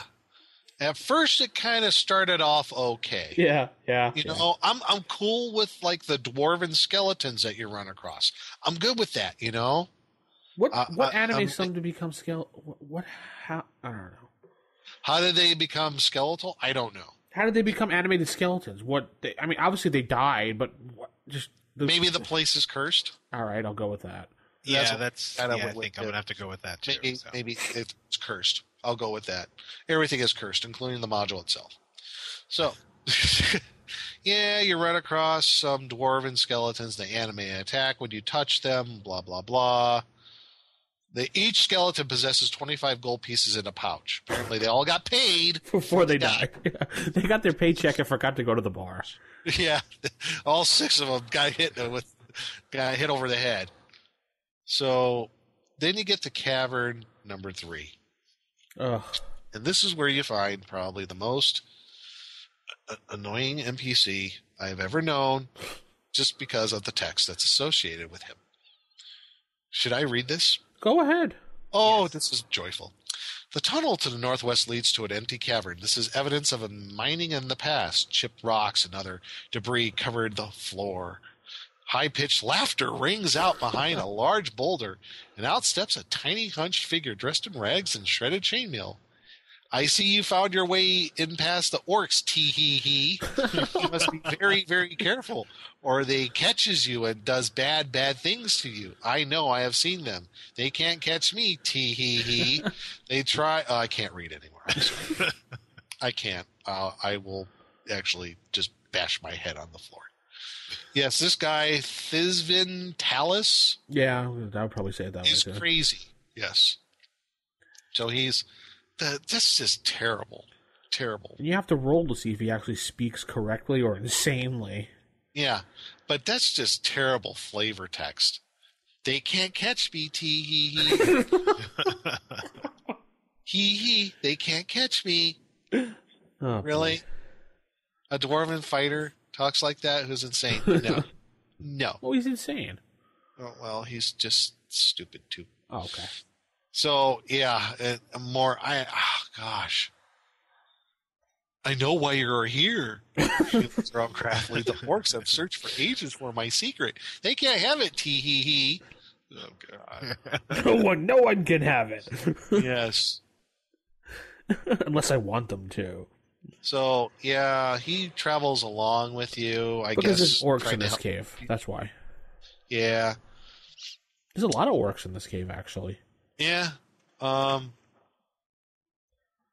He follows on to there's another cavern. Is that supposed to be a picture of him in that picture there? Yes. That doesn't fighting the Osquip? That doesn't look like ragged clothes with ragged chainmail. Does it? It looks like a normal fighter to me. Yes. It looks like a dwarven fighter carrying a club. Yeah, it doesn't look weirder. He looks normal.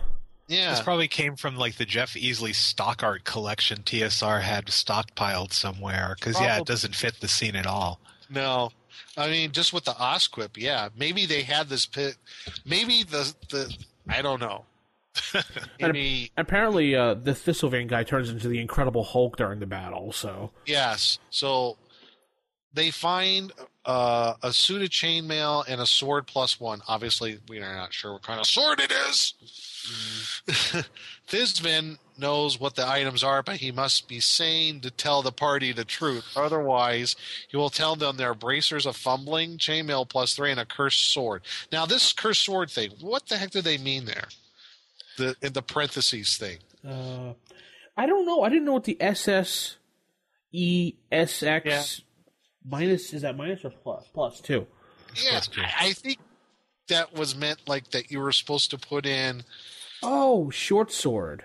Short sword. Cursed short sword, but what's the E? I don't know. Is that Spanish for end? I don't know what it is. Maybe it's a variable. Maybe. What's the SX? It sucks. So it's cursed sword sucks +2. It's a cursed sword, a cursed short sword, and it sucks +2. Okay, sounds like something an insane dwarf would say. Okay. So they fight at Osquip. Wonderful. Great. We incorporate a monster from the Fiend Folio. Hooray. Which he becomes insane during the battle. And he yells out, "I got you orcs now." He's fighting an Osquip. What? And his strength increases too. You what? His strength increases too. Yes, the 1875 strength. And he tears off his shirt and he becomes green. He has purple shorts. He's the Incredible Dwarf. And then he loses one of his arms. Yeah, great. Yeah, it's like a play-by-play, blow-by-blow of this of the fight. Yeah, this man runs around hitting at the Osquip with a wooden club. Oh, the Osquip comes back and takes a bite out of him, leaving an arm hanging and useless, Bob. What do you think?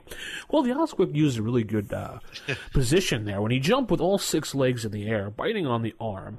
I honestly think the biting method could have been I can go on and on about this. I think the dwarf there, using a club is really to his advantage there, Bill.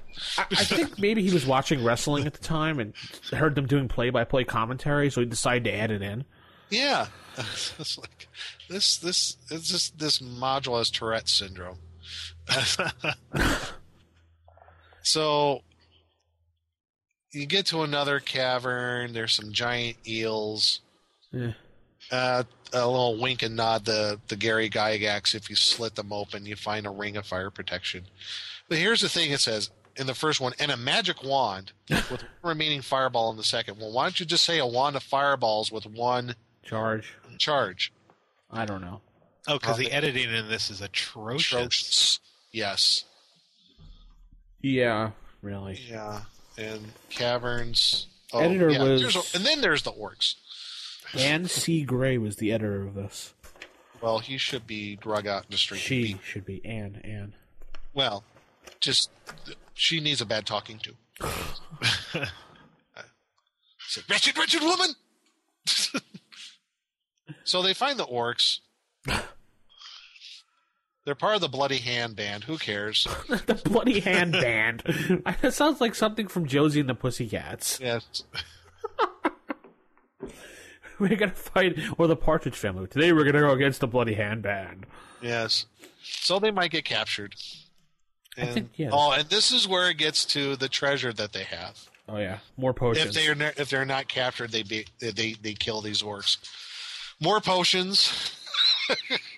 And there becomes the stupid Were-Tiger potion, which I have no idea what it does with anything. Yes, a 1 scroll of protection from Were-Tigers.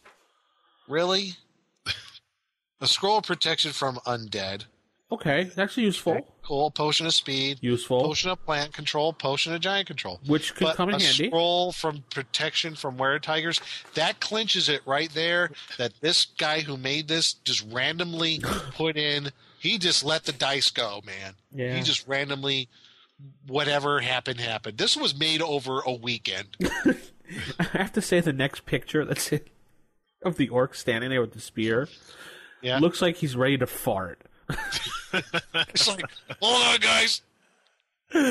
Like he's like putting his hand up and he's going to crack one out in the middle of a conversation. Just letting one loose. My name's Brutus. I'm sorry, that's the first thing I thought. It was like the guy's cracking one out. At least when he talks about the orcs, they do have pig faces. Yes, they do. Pig snout faces, yes. Pig snouted humanoids converse in grunts and slurred sounds. Well, that's another one of 2 redeeming factors of the module. But look at the flavor text box on the picture page. The orc actually speaks more properly than the dwarf, which also kind of scary. You're to cut firewood and gather brush for fires today. Come with us. Thank you, kindly orc. Yeah. The rest will be taken back to the cavern and tortured to death. Yes. The rest of you to gather brush and fallen branches. Well, apparently the orc had a British accent that day. I had no idea. With a bloody handband. It's just like he hands you an axe and tells you, why wouldn't you just take that axe and just kill him? You have your armor on. Yes. Just turn it on him, bash his head in, done. But no, they're assuming that you're going to let the party stay captured for a while. Right. So we're done with that encounter, and it trudges onward. So we had, what was it, a nymph before? Now what do we have next? A dryad. A dryad. Better than a nymph. Yes, nymph and a dryad. And this is another situation where it was like you help her or else. Yeah. There was no way around this thing. Yeah, there's some orcs around. You kill these orcs because they're going to cut down her tree. Or else. And why is there flavor text for battling the orcs? I don't know. Really? Why? I have no idea. It doesn't need it. In the flavor text, it even actually says, if an elf or dwarf picks up the blade, they recognize it as a dwarven blade, which has forged from the elves. In orc hands, it was unknown, but it is a sword +1. That's the flavor text, people. I think don't use flavor text to say the pluses of weapons. I think this is not the only spot I saw them mess this up. Because right where it starts with, if the orcs are killed, why is that flavor text? Yeah, I think they messed that up. Box. Yeah. They do it with the druid later on, if you notice, too. Yes. The dryad here, Pressus. Yeah, you can't get around this encounter. There's no way around this encounter. She disappears inside her tree because you helped her. And what does she give you, everybody? A potion. A potion. Yeah. Whoop-de-doo. This is the land of magic potions. It's a potion of levitation. Great. Yeah, you're level 2, 3, or 4. Stay with her in the tree, though, overnight if you want. How do you get in the tree? She lets you in. Oh, okay. No explanation on how the tree looks inside, what her story might be. It's just you can hang out with the dryad in her tree. She'll let you stay with her. Because all dryads are perfectly good, lawful people. Yes. We all know that. And here's another thing I noticed throughout this whole thing. Because there's a chance that the party might get lost if they go on their own trying to find the old wilderness trail or whatever. What if you got a ranger in the party? He gets lost because he's stupid, apparently. Apparently so. Because when you go to the Wild River, which is the next thing, he's not going to identify these warg for footprints at all. And this is page 13 of this thing. And this is we're only 13 pages into this thing. And this is only a quarter of the module, by the way. Yeah. Yeah, it's a train wreck the whole way through. You know what I'm thinking, actually? James, now you mentioned this before earlier, that it was a Frankenstein module put together. Mm-hmm. I wonder if these were a bunch of Dungeon magazine adventures that they threw together, and they couldn't put them in the magazine because it didn't make a cut, and they wanted to make some extra money at the time, so they just threw it together as a module. Yeah, I kind of got that feeling that this module overall, however it was thrown together, was like, we got this end series that's been kind of sitting here for a while. We only got the first module, which was great. Yeah. We got to do N2. What do? We got a bunch of random encounters from other modules that didn't fit in. Okay, let's go with that. Well, these were written to go inside Dragon or Dungeon, and then they just couldn't fit it at the time. It got cut. And then, whoever at the time, why don't we just put it as one module? Here, Carl. Yeah, let's put it together. And I put quotations more. Carl, because, it's not his name. Why don't you tie this all together somehow? Yes. I tell you, that's an alias. He didn't want to be associated with this thing. You know what? Next time we have a guest on from the TSR past, let's ask him who Carl Smith is. Yeah. Who is Carl Smith? We'll have to ask Tim. Maybe Tim Cass knows. I don't know. Oh, wait a minute. This is after Tim was there. Yeah, this was 1984. Yeah, Tim was long gone. Frank would probably know. Frank would know. Yeah. Yeah. And if Frank laughs, we know the person's fake. Good point. Yeah. So we go to this river. Who cares what its name is?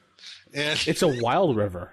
oh, is that the name of it? The Wild River? It's just a wild river. Oh my God! I know I'm going to call this place, this land, Generica. Yes. It's the kingdom of Generica because everything is so damn generic. Because it says it'll fit into any fantasy campaign setting. That's probably why I hate it so much. You know what the best thing of this module is so far, other than the two things that we found? Some of the artwork's okay. The chapter headings, so like the little box there at the top with the little bee, and it says East of the Dragon Mountain. Yes, the font you can hardly. That's probably the coolest thing I've seen here so far. So we get to the Wild River. What happens here? They all should dive into the river at this point because it's not worth going any further.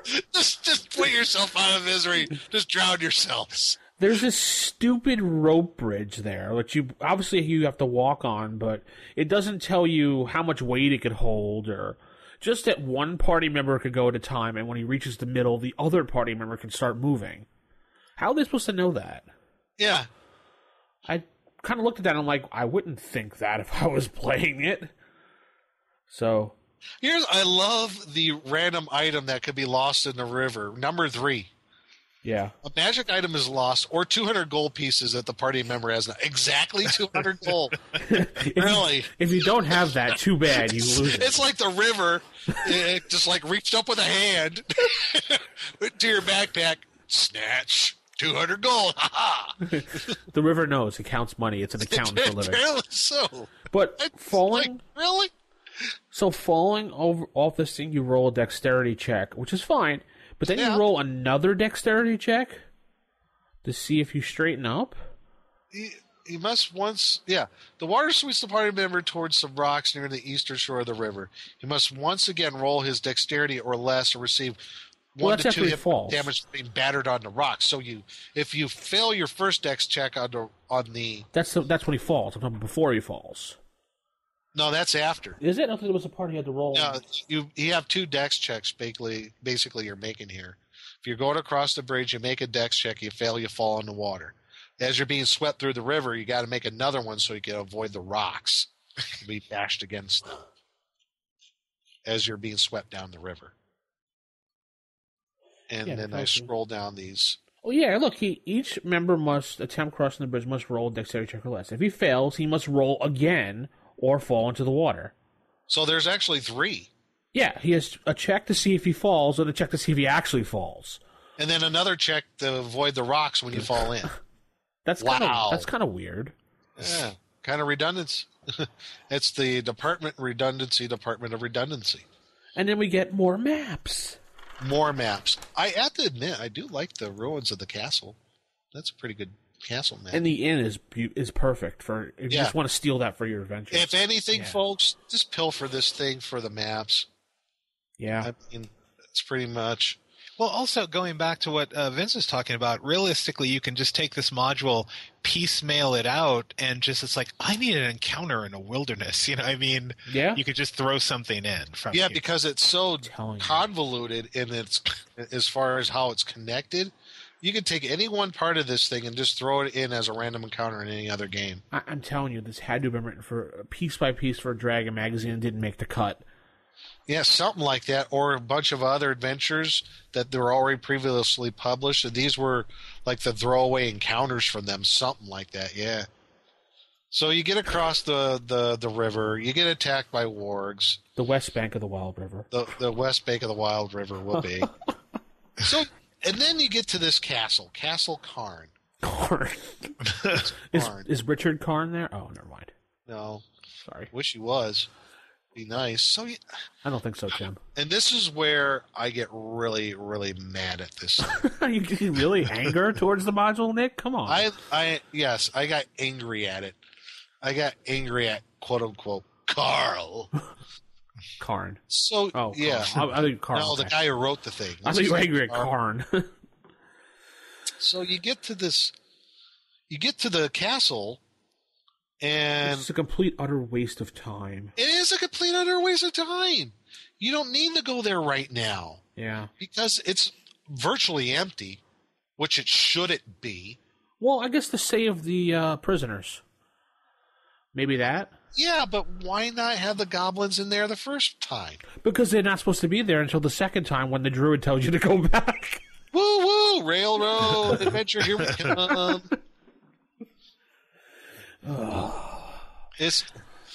There's nothing of interest in here. I'm not even going to bother talking about it, except for the fact when you find... where is it? Rock grubs, there's Eva and Fiona. Yeah, the slaves, that's fine. You save them. That's They have no wonderful. idea where the goblins are now. But Well, you neither do... do we. So the girls have no treasure, no kidding, because they're prisoners. I mean, really. I love the sack, though. The sack is a bag of transmuting. Yeah. What a weird magic item. You come across this. What a big F-U to the party, too. Yeah.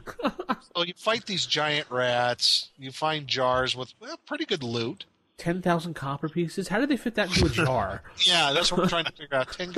10,000 copper pieces in jars. Well, they were, apparently they were going to the store saving their pennies up, Yeah.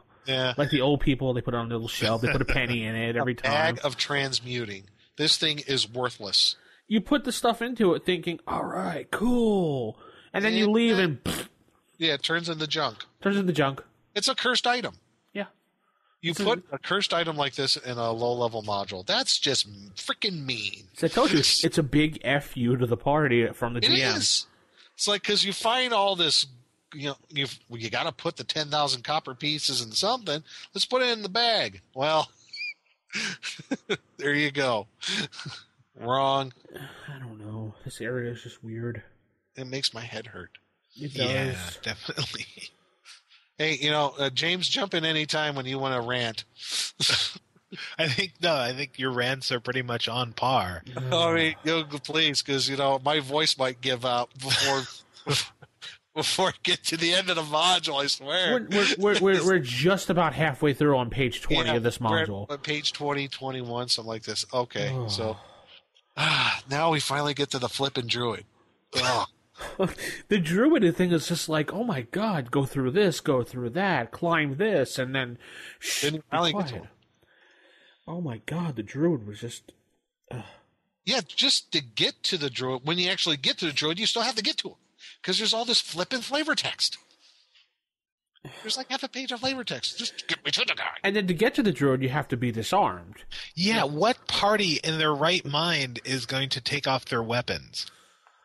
Well, okay, so out of respect, some players, maybe like the paladin, would say, Yeah, out of okay. respect for their druidic beliefs, fine. I'm good with that. But there's no choice. It's just that the druid casts an ivy spell?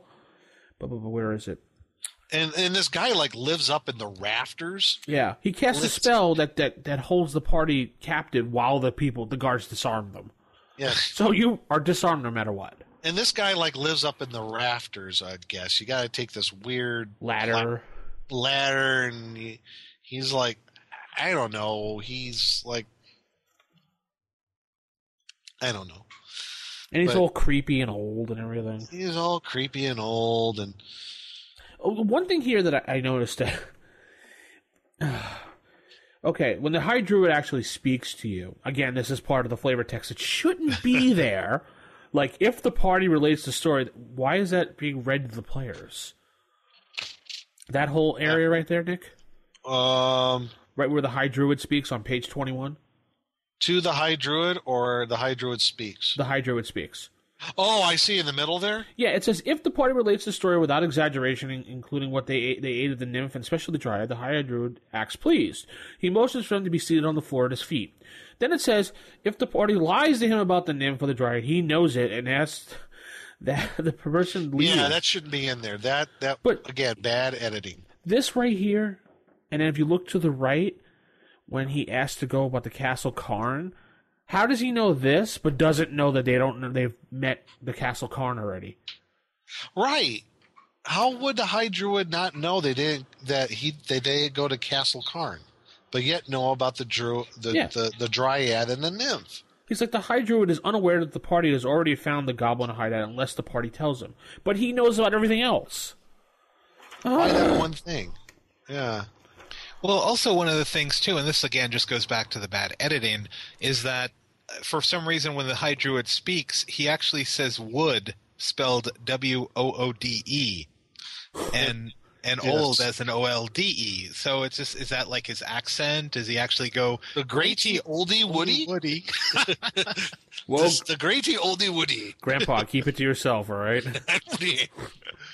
The great old Woody. Mm. I need to see my Woody. Oh, that is so awesome. He has to be read as Herbert. Yes, he should be. I hear you're turning quite away, my friend. And what does he give you? A potion. He gives you I the didn't see cure. that coming. Yeah, No, another potion, folks. He to gives help, you I guess you're supposed to sprinkle it on the land or something like that. It's a growth pick potion mixed with a potion of cure disease. Okay, hold on there. Problem: potion miscibility. Yeah, I don't know. So it didn't blow up, apparently. It's properly diluted though, Oh, okay. Well, all right. and and the damage should be reversed. Like, But I need you to do something for me. yeah. Got to do something for me. You know that Castle Karn over to the west? There's some goblins there. I know you guys haven't found it yet, even though you have, and I should probably know this. I need you to go over there and take care of that. Yeah. So when you go back there, the goblins are magically there back at the castle. Isn't that great? Yeah.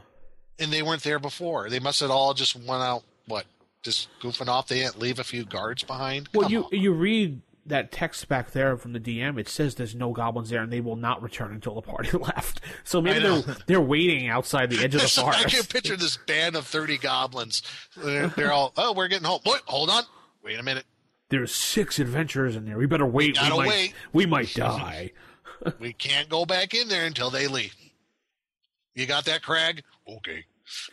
You got it, boss. So, okay, they're gone. Now we can go back in.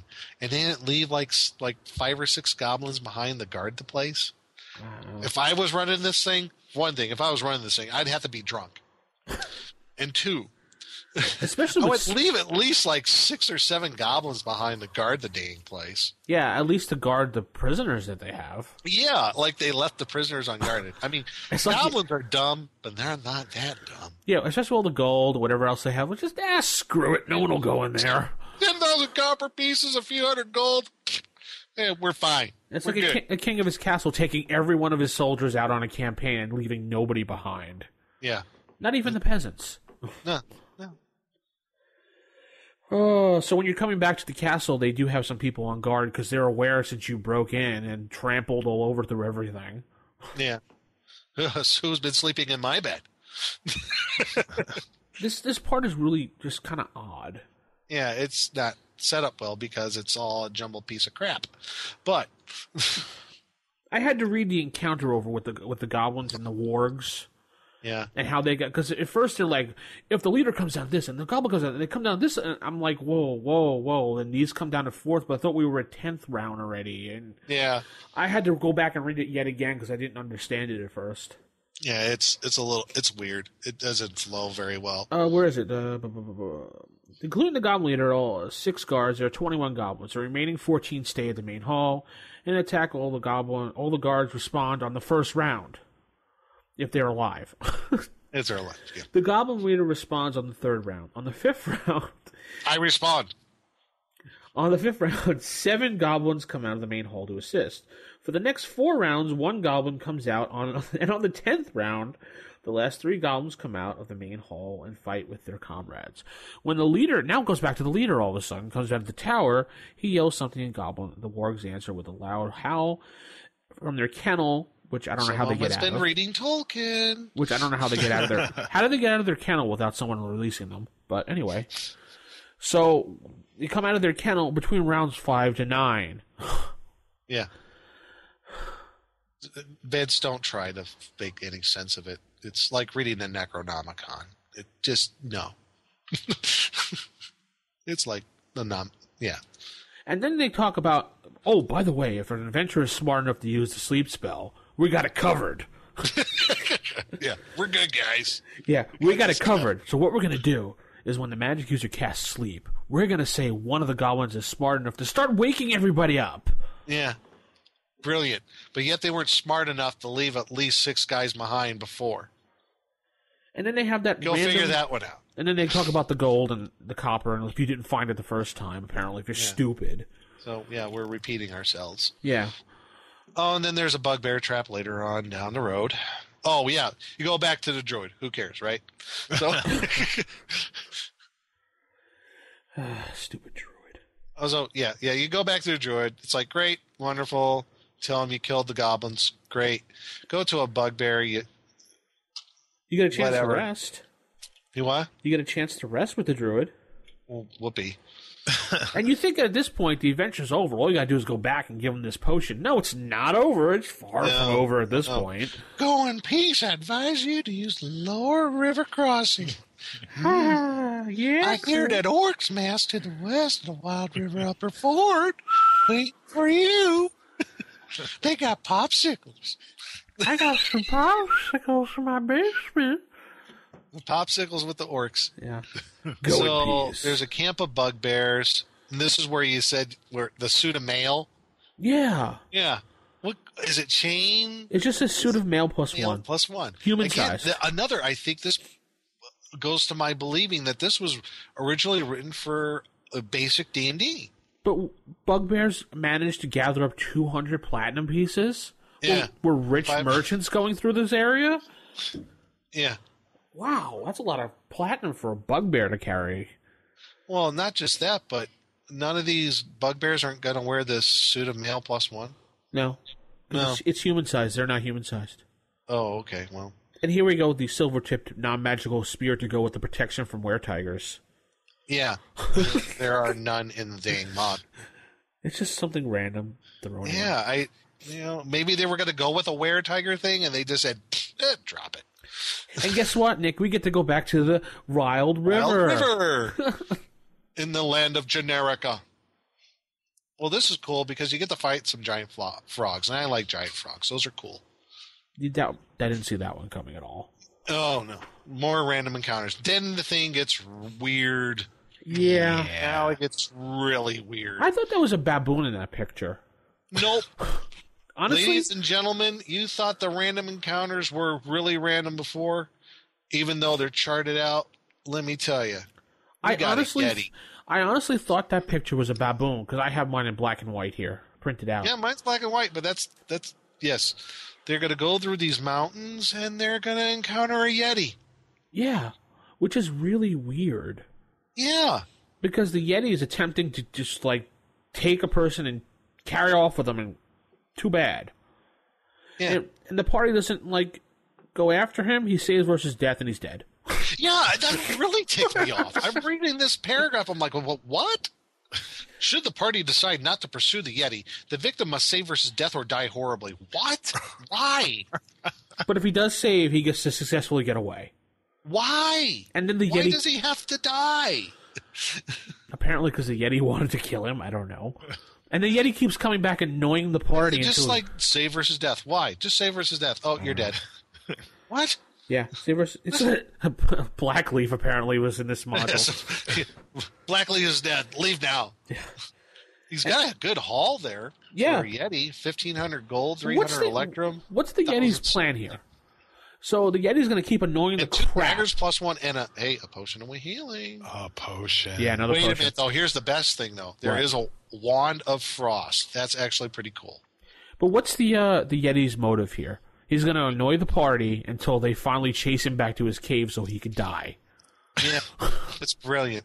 Well, he's a dumb Yeti. What is his plan? He takes someone back to the cave. He throws him in the back of the cave. I don't know what he does with him after then. And then he hides on top of a cliff near the entrance. He throws him in the back of the cave and says, "Ha, you're going to be in the sequel of this module if you don't shape up." And he just waits for the party so he could just jump on them. Yeah. I don't understand the Yeti part. It just doesn't make sense to me at all. I'd like to get a hold of that Wand of Frost, though. That's pretty cool. No, you can't have it. Sorry. Damn. It's out of charges. Oh, the other this one cool encounter, the parrot, how do you pronounce it? Perytons? Paraton, yeah. Yeah, Paraton. Yeah, the Perytons. That's pretty cool. I like that. I like that encounter. The battle axe +1. Yeah.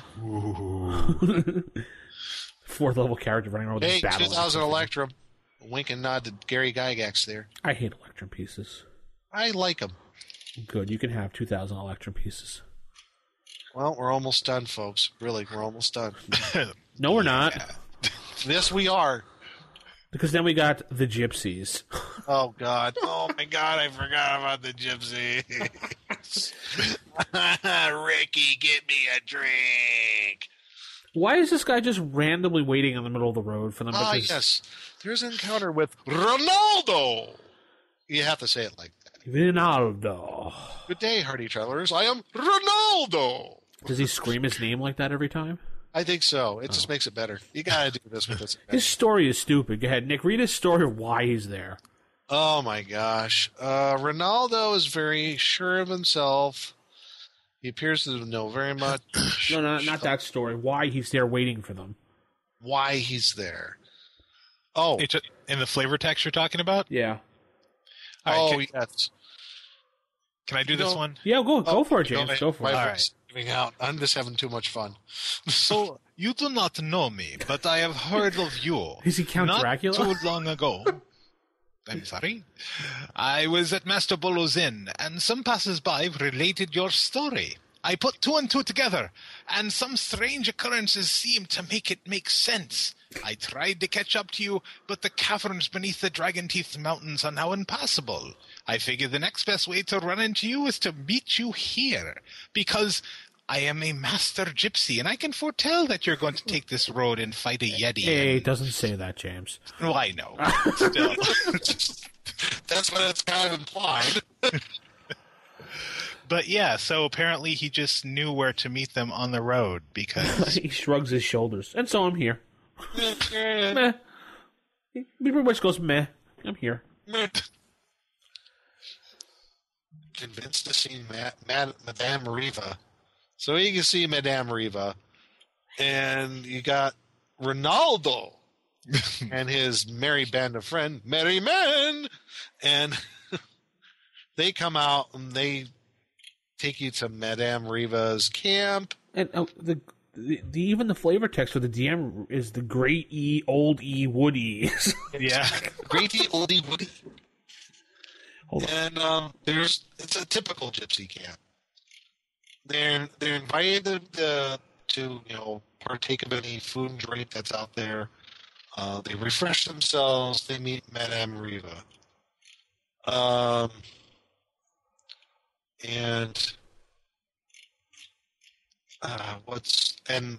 Madame Riva has a proposal. 4-3. So you go see this Madame Riva in the Grady Oldie Woody. In the Grady Oldie Woody in their gypsy camp, right? Yeah. So she gives you this spiel, this proposal. So she says, "You're from the Downs." She smiles sadly. I was through the Downs not too long ago. This explanation really ticks me off. Just before the traveling folk entered the Downs, we encountered Olot the ogre. We treated him well. He repaid us with lead when we have given him gold. She smiles craftily. In short, young folk, we gave him the hospitality of the camp, took his word, he stole from us. So this is how the whole curse happened, people. Yeah, because it was stupid. Because she then goes to the Downs to ask for silver. No explanation why she needed the silver. Just started begging people in the Downs for silver to pay off Olot. And she got mad at them for that, so she cursed the Downs for that. Yeah. This is the whole reason why. That's the whole reason why, everyone. Because she couldn't tell them that the silver was to pay off an ogre. I don't know why she didn't. I don't know either. That's why it's so stupid. But isn't there like a part in this proposal? It's like, if you do this for me, great, thank you. If you don't want to deal with me here, I'll sell you the potion, the cure anyway, or something. Yeah, something like that. I don't know. My head started to hurt really hit by here. And she's got the stupid pipe she's smoking at the time. Yes, too. this clay pipe. Yeah. Whatever. I'm picturing the old lady in the French Revolution part of History of the World Part 1. Oh. Where she keeps tweaking her mole on her face. If the party tells her that they already have a cure, she's not. It's not going to work. Yeah. She says, "Oh no, it's not going to work because my curse is much worse." Yeah. I'm like, you little old lady are more powerful than a 12th level druid. And she's only 4th level anyway. Yeah, I know. The high druid's like 12th level. She's only 4th level magic user. Yeah, right. She's not even a gypsy. She's just a 4th level magic user. Yeah, I know. I don't know. Anyway. So... Then she tells the story again. A whole lot, yes. Yeah, in a different way this time. In a different way. Yes, so he steals a Pegasus from them. Yeah. I'm like, where's the Pegasus? Gypsies with a Pegasus. That's kind of interesting. Because they were bringing it random. They were bringing it to some lord as a gift, I guess. Yes. And then you're going to sit around and have this big old feast, which is good. And then there are each player character has a gypsy of the opposite sex next to them, and they charm them. Yep. Try to charm them so you can go and go to Olot's lair. I'm like, really? Why? They probably already agreed to do it. Come on. Or if they were really smart, they just left the whole darn game world entirely and plane jumped to Forgotten Realms or something like that. But that's just me. And they finally tell you what the magic sword is that you get. Oh, yeah. Actually, the sword's pretty cool. Yeah. The scimitar is a magic sword. It's +2 against ogres. I love that. It's great. Might as well make it a +9 knife. It's an ogre slaying sword. I got +9 knife. It's ogre slaying. Yeah. Oh my God. So you go to Olot's lair. We're almost there, folks. Just take a deep breath. We'll all get through this together. There's trap after trap after trap in this place. Oh, even better. This is here's how mind-numbingly dumb this is. So Olot somehow in the past got a hold of a flesh golem. Don't ask why or how or what, but it kind of explains the magic user who made it died, and he just happened upon this flesh golem. This flesh golem is left over from a castle that Olot found in the ruins. Yeah. And somehow Olot could control this flesh golem. And it's used as a guard to the front of his lair. Okay, great. The golem does not... This is a level 2 to 4 module. You have a flesh golem in it, folks. Isn't that a little too much? I think so. Golem... Here's the catcher of the whole thing. What? When I'm reading about where it says the golem now guards the entrance, I was going to say but that, yep. does not attack unless a member of the traveling people appears, or unless the person has struck the flesh golem with a magical weapon. It fights him. This implies that if you don't attack it at all, you can walk right past him. Yep. So basically, when you walk down that path, if he comes out and stands there and stares at you with his fist going, you could walk right past him because he's not going to attack you. Right.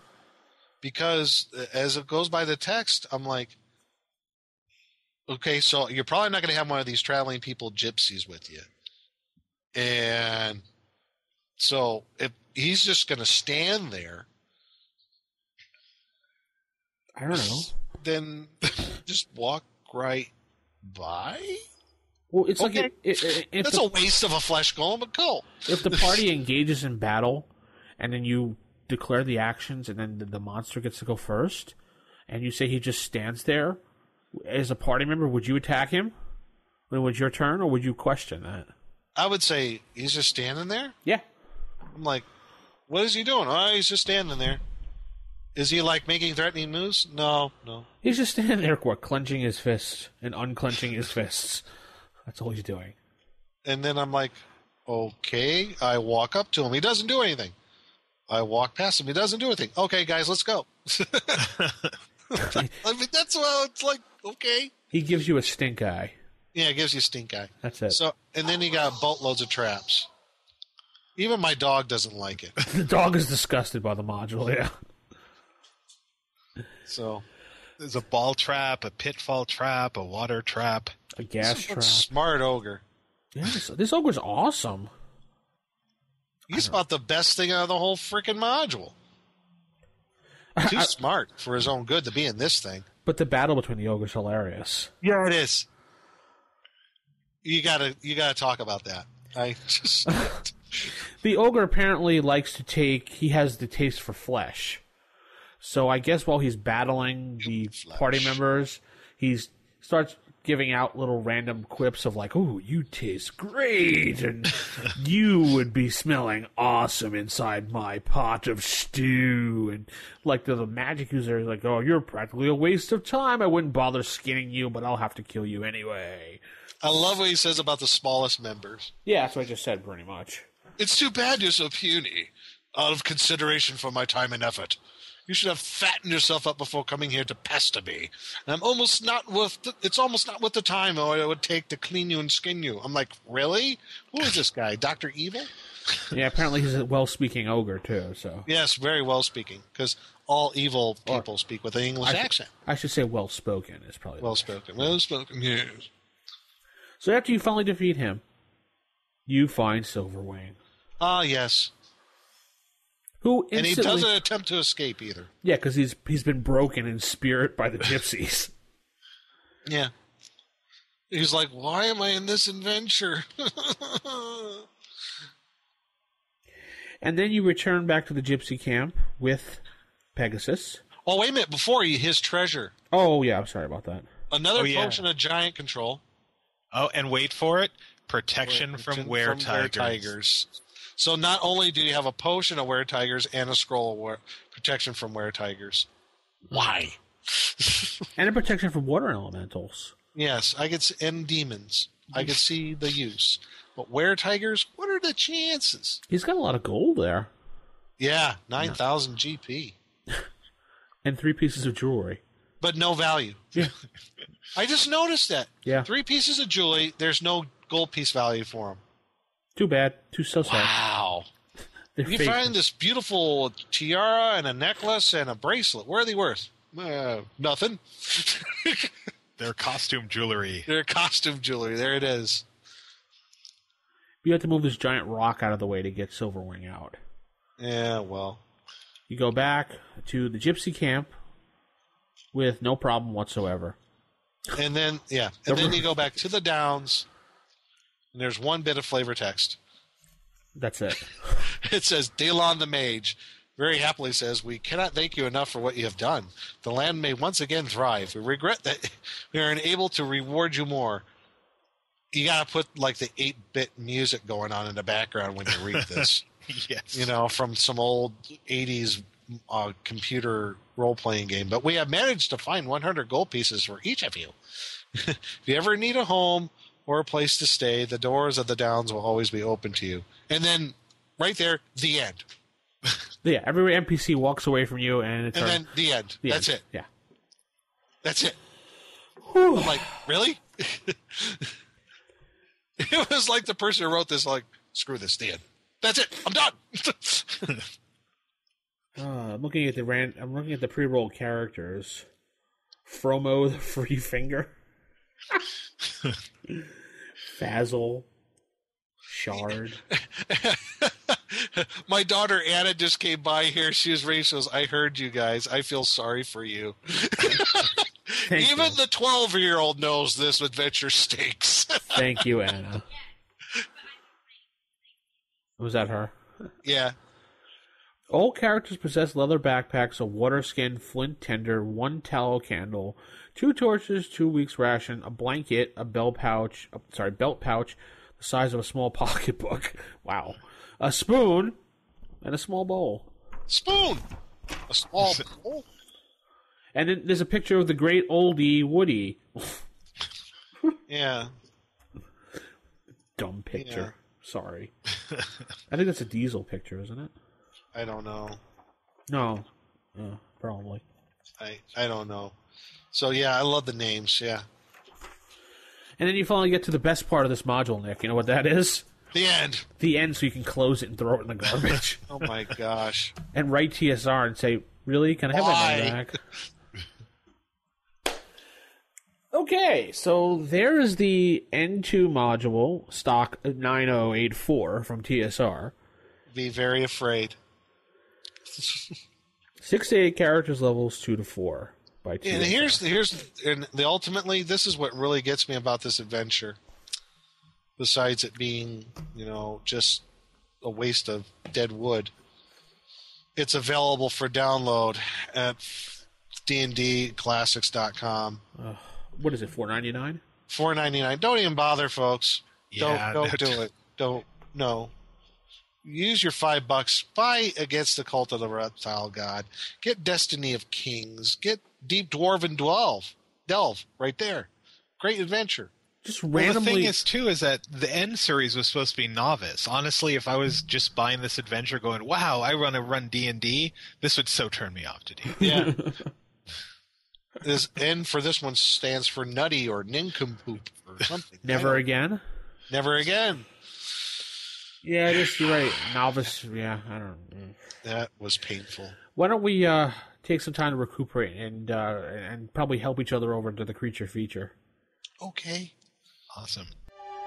Are you saying that I put an abnormal brain into a 7.5-foot long gorilla? Creature Feature Theater.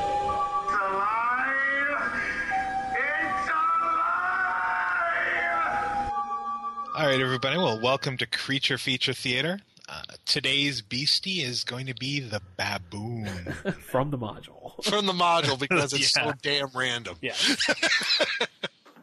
And I had to say baboon menacingly because I think realistically that's the only menacing thing kind of about it.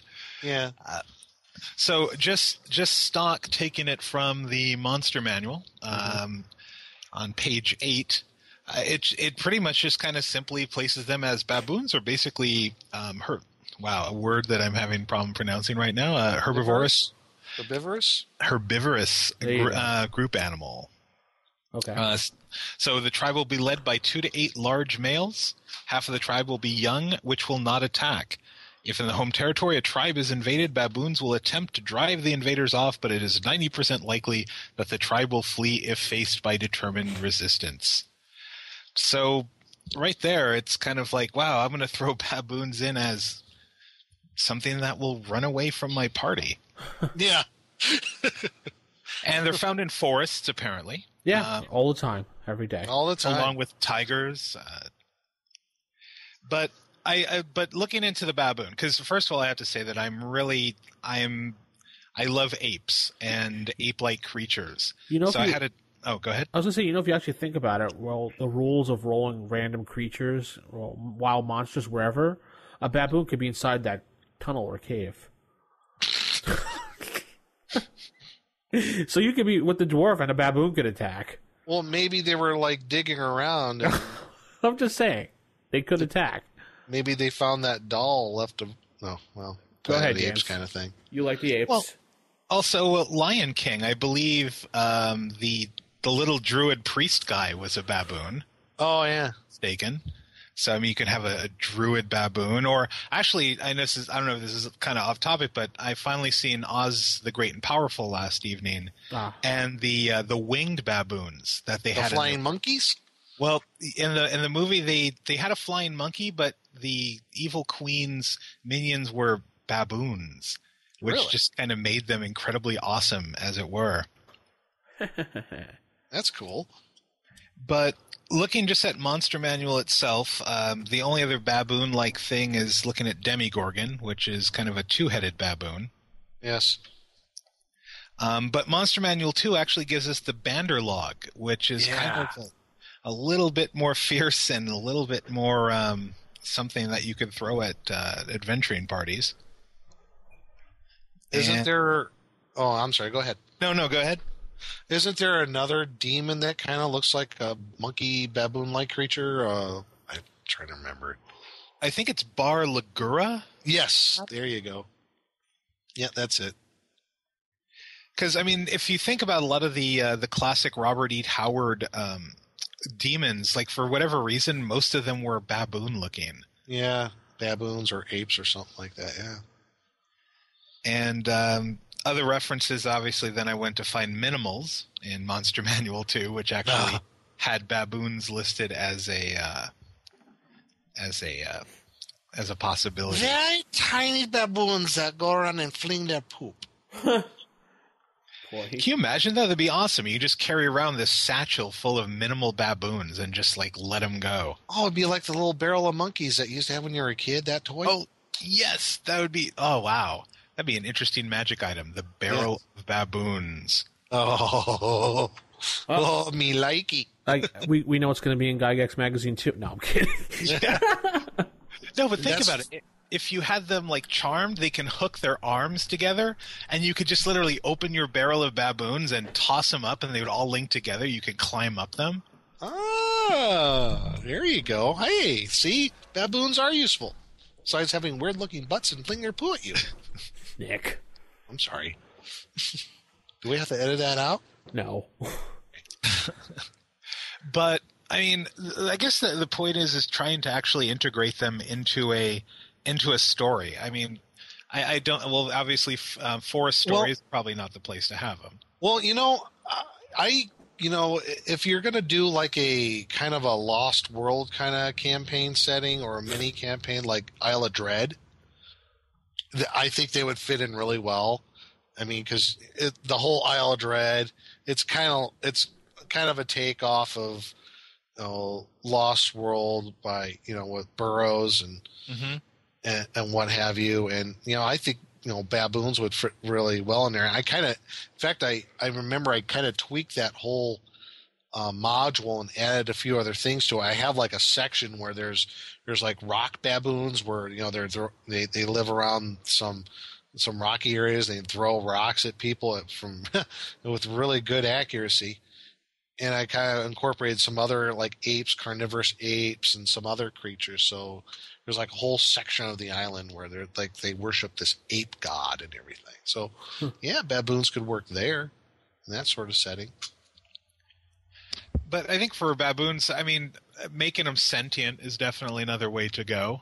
Yes. Definitely be able to talk I think that's where the Banderlog kind of comes in, is the smart, intelligent baboon compared to there's people coming, let's scatter.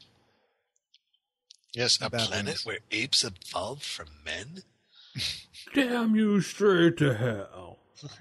Do not go into the Forbidden Zone. Zaius was an orangutan, I believe. Yes, right? he was. Yeah, he was an orangutan. Dr. Zaius. Oh my god. See what this module does to people? Every time I think about like Planet of the Apes and orangutans, whatever, I keep thinking of Mystery Science Theater 3000 with Bobo and yes, and Mrs. Forrester and the brain guy. But making them sentient, I think actually the ability to fly was just kind of a neat thing, because it just kind of seems a little oppressive to have a bunch of baboons jump from the trees and start chasing you through the air. Why not? Why not? Put them in a module. I think call it the Forest Oracle. We're baboons. Because honestly, I like just kind of doing some research into the baboon. By Nick Smith. There's been several Dragon magazine issues, like early The Dragon, that had articles on Africa. Yeah. But therein not really much on the baboon. Right. Although it did find out in one of the episodes of the Dungeons and Dragons cartoon, Eric was turned into a baboon. I remember that. For talking back to Dungeon Master. Yes, I remember that. I think it was like, oh, I'll be a blue-nosed baboon. And it was like, poof, there you are. Yes, he goes, that's a very strange request. Boink. It was at the end of the adventure, the adventure of the show, that episode. I can't stand that cartoon now. I loved it. I love it, but I couldn't stand the fact that they were so close to getting home every time, but they just couldn't do it. And then they finally got home, and they just didn't go home in one of the adventures because they couldn't, because somebody was left behind. And I mean, honestly, the cartoon, now it switches to cartoon, but the cartoon could have been a great, I think, vehicle to introduce it to a lot more people. And I think they just kind of lost that momentum at some point. Because I don't even think people who played D&D watched the cartoon. I did. I did. Oh, really? Okay. I did. I watched it. When I finally found out about the cartoon, I'm like, oh, this is awesome, except for I thought the characters were really stupid and annoying. Especially the stupid unicorn, which I never figured out why the hell the unicorn was with them. Oh. Yeah. But there were 3 of the Unearthed Arcana classes, I believe, because there was the Thief Acrobat, Yep, the Barbarian, and the Cavalier. Yep. And the Cavalier. Cavalier, yeah. The Cavalier had no sword, no weapon. I believe was voiced by Donnie Most. Ralph the Mouth. Donnie Most. Oh, I'm sorry. Watch the Family Guy, you'll get that. So Vince, the baboon. So let's just kind of go around. How would you introduce it into a game, or why would you introduce it into a game? The baboon, I looked at that and I thought it was such a random thing. I said, let's do that for the creature feature. I don't even think I would use it in the adventure because it doesn't even make any sense. I don't see how a baboon's going to be there, especially if you're in the caves or at the river or something. How is this baboon there? Why are they there, and how do they survive there? So no, I would not use it. I'd probably just go, no, I'll roll again. Well, I told you how I would use baboons. I mean, I would put them in a Lost World kind of campaign setting. Oh, I think you're talking about this module we had today. I'm sorry. No, actually, just said if you were to run an adventure and put baboons in it. Oh, I apologize. And I would probably put them, like Nick said, in the Lost World. I kind of think of maybe doing like a Jurassic Park type thing with these dinosaurs running around. Maybe there's some odd, like, prehistoric baboon race there that's kind of dominating the area. Maybe have them fighting against the Velociraptor. I can't say it. The Raptors. Yes. Velociraptors. There we go. There you go. Yeah, and again, I think I would just go the sentient route, just for the fact that, like, some mad sorcerer having baboon minions to run around and do things. How about they fly? Ooh, how about a society of baboons that are intelligent enough to talk and create things, and they just want to talk to you. They don't want to hurt you. I say, since everything in this module was properly speaking, so I say, my good man, you've raided into my camp. I'm just wondering why. Oh no, Spaceballs have come to the planet. Well, I was picturing baboons with monocles at this point. Yes. Sipping tea with a big long cigarillo type thing. With a top hat. Yeah, that'd be awesome. Oh my god. That's so wrong. My good man, did you read the paper today? Yes, I did the stocks. King Kong went on a rampage over there in New York City. Those boys are jolly good.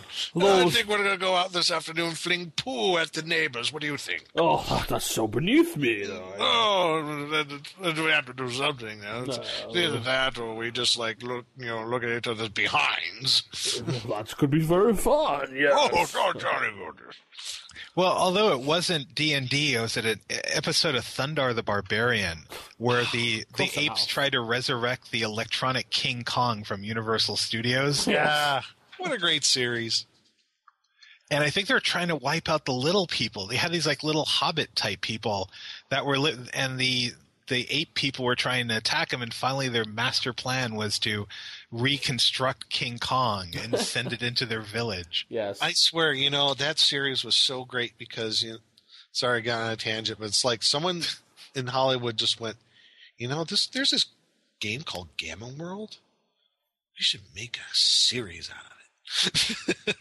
Oh, totally. Thundar was totally Gamma World. Oh, my God, yes. I really kind of enjoyed that Thundar supplement. What's his name put out? I can't think of his name. Yeah. For Labyrinth Lord. Mm-hmm. From Mutant Future, I should say, actually. And I liked it. And then when he made a module for it, I didn't like it. Only for the simple fact that you have to play the characters from the cartoon in his module, which I was kind of annoyed about. I was like, Demon Dogs. Yeah, you had to play like the adventure for the convention was. There was like 4 Thundars, 2 Ooklas, and I was like, what? I was like, what? Make it designed so you can make up your own character. Like, the book looks like you can actually make your own character up. But in fact, you're not. You're kind of just making up Thundar in this group. Oh. Yeah. But it was still cool what he does. And every Thursday he puts out a new thing from the series. So Cool. That was a great series. Anyway. Yeah, I think the website it's on is a Savage Aftermath, if I'm not mistaken. You are correct. Yeah, Tim Snyder, I think the guy's name is. But yeah, it's a free supplement worth the download just to see what he's done, so you could steal it for your games. No doubt. Any more poop slinging for the baboons? Nick. Well, that's what they do.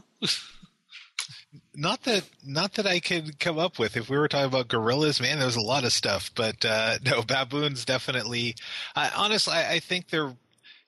And for most part, baboons can be awesomely used as kind of window dressing, just to kind of give a feel of, the nature around anyone. But as far as like an encounter, unless, and again, going back to our friend the Banderlog, he could possibly have baboon minions that would fight for him. So. There you go. Yeah. Ugh, baboons. All right, there we have it. Baboons. Treasure chest coming up next. You have opened the treasure chest. You may choose an item. So the treasure chest, pulling out of the treasure chest this week, we're going to talk a little bit about dealing with the randomly rolled items and how you handle them in your group. Now, I understand that you could be the DM that says, okay, here's my monsters, I'm going to plan it out, but I'm not going to roll what you get until it's time for the party to get it, which is fine. Some DMs do that. But what happens if you do that, or even if you're sitting at home for that matter, and you roll under those special items, and sometimes the monsters have special items, and you get like a powerful item that you think the party should not have? Do you allow them to keep it? Do you say, no, looking at my party, I don't think so? Do you not tell them if you're doing it on the fly? Nick, you said you had an interesting story about this. Yeah, I do. And it's a sad story to tell. Oh, I don't have sad music. When I was running my AD&D game for my group, we were I thought, you know what? I'm just going to do random items. When I get magic items, I'm going to do everything randomly as far as not just magic, but any treasure. Just roll it up right there. And I was going to try to do my darndest to do, where the dice fall where they may, okay? Well, fine. There was like one magic item that came up on a particular encounter after they got done with it was a hat of the skies, okay? I'm thinking, what harm can this do? Hat of the skies. Innocent. Apparently I didn't read too closely on the explanation. Nick. Yeah. So, had the skies in a low-level party to the one guy who's playing it, who's very, very experienced. He's got as much experience playing as I do. Now it could be like any player, character, class he wants to be. Even though he's a dwarf. If he wants to be a dwarven cavalier, he could be a dwarven cavalier. If he wants to be a dwarven illusionist, he can be a dwarven illusionist. I'm like, why? Yeah, because all he puts on this hat of the skies, and that's, you could do all those different classes and stuff, and it just like, What does the hat of the skies look like to you? Well, to me, yeah. I don't know. For some reason, I'm picturing this like weird looking fedora hat that he puts on, and he like morphs into whatever. It kind of looks like a little floppy hat, like a little beanie or something. Well, I don't know. Like a little propeller on the top. Oh, sorry. I just know on the explanation on the hat, I think it's in Unearthed Arcana. Yeah, hat of the skies. Oh no, it wasn't the hat of the skies. It was the other one. Oh. To turn into anything you want to screw up Nick's campaign disguise? Yeah, it's not. There's another. It's another hat. I'm trying to remember what it is. Isn't it the cloak of disguise? I'm just trying to remember what. All right. Well, what did you do to solve the situation, or what did you do? Or... Nothing yet. I haven't had a time to destroy it or have it lost. So why don't you send the leprechaun after them? I should. So that's, I thought it was the hat of this guy. There was some other magic item that allows you to, mimic other character classes. Oh, I don't. It's the something of professions. Yeah, something like that. I'm trying to remember what it was, but suffice to say, it was a bad choice. I should have fudged the die roll. All right, lest we care, let's move on. James, what were you going to say? No, and I've seen this really go awry recently. Last year, a good friend of mine was running the Tome of Horrors, actually. Oh. And we all generated 12th level characters to go through it, because it was just going to be a one shot or a couple of shots sort of thing. So the GM just basically opened the DMG and just had have us randomly roll out of the magical items according to what we would get at that level. And everything that we got, he just said okay with, minus unless it was an artifact. And pretty much we walked through the entire dungeon. Wow. Just because in the parts where you're supposed to fall to your death, someone had boots of levitation, the mage had the robe of the magi, or a staff of the magi. So pretty much we just kind of kept walking through. And it got really boring. I think it lasted 5 sessions. And by session number 2... The Tomb of Horrors was boring? Yes. So that just kind of shows how when randomly rolled magical items can really throw monkey wrenches into the plans of a game master's game. It's wow, yeah. Here it is. It wasn't a hat of the disguise. It was the hat of difference. The hat of difference? Yeah, it's out of the Unearthed Arcana. And when this Dwomber's chapeau is donned, obviously Gary Gygax wrote this, the wearer is able to assume the role of a character of any profession different from that he or she actually follows. The magical headgear only empowers assumption of first level ability, but as long as it's worn, the possessor is able to act as a member of the named profession. Any experience thus gained is in the assumed role only, but it is cumulative, so if several wearings an individual actually goes to second level, then he or she will retain that level whenever adorned with the hat and desired to assume the different profession. Yes. Wow. Such progress may continue indefinitely, too. Yeah. So it's kind of difficult. So I would think ahead of time you should plan out what you want to do. Yeah. Don't randomly roll at the time, and if you do, that's when you say, oh, I didn't roll that. Let me just change that number. Yeah, that's when you got to fudge it. That hat of difference has caused so much trouble. And if say the item is an 80, well, say it's all of a sudden I called the other color. It's an 8. Yeah. If you got a potion of speed. Congratulations. If that's not any better, just look randomly on the chart with your finger and point to something. I don't know. Yeah, exactly. The random finger point. Because when someone actually asked this question, they said, well, how do you deal with these randomly rolled items? If it's something powerful, do you keep it because you just rolled it? Or no, you're the DM. You make the decision of what you want to do for your game. Remember, like James said, everything affects your game. And it could put a wrench into everything. Oh, yeah. I mean, it just, especially something you've planned really hard, worked on, you've done all your homework, whether it's a module or something that you wrote yourself, and then suddenly that one thing that you accidentally let go through or just unbeknowingly let go through, and it just kills everything moment one. That's that darn hat of difference. That's what it did. Yeah, definitely. I think my mistake in my game was giving out a were chicken. Were chicken? That sounds awesome. Yeah, last show we talked about it with my group. One of the players was a cleric. I said magic user. He's actually a cleric. And he's like, I'll play in your game if I can have a war chicken. Sorry about that. Oh, God, the war chicken. Yeah. Oh, my God, this is so funny. So I actually sat down and I wrote up a monster, full stats and everything else for a war chicken. I keep saying were because this damn module with the were tiger. Yes. See what it does to you? Yeah. So I wrote it out. It was like chicken, war. Oh, wow. And I statted him up. He's like a 2-hit dice creature.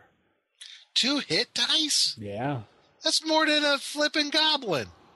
But he's powerful. He's a powerful little chicken. It's more than a kobold. He's 2 feet high.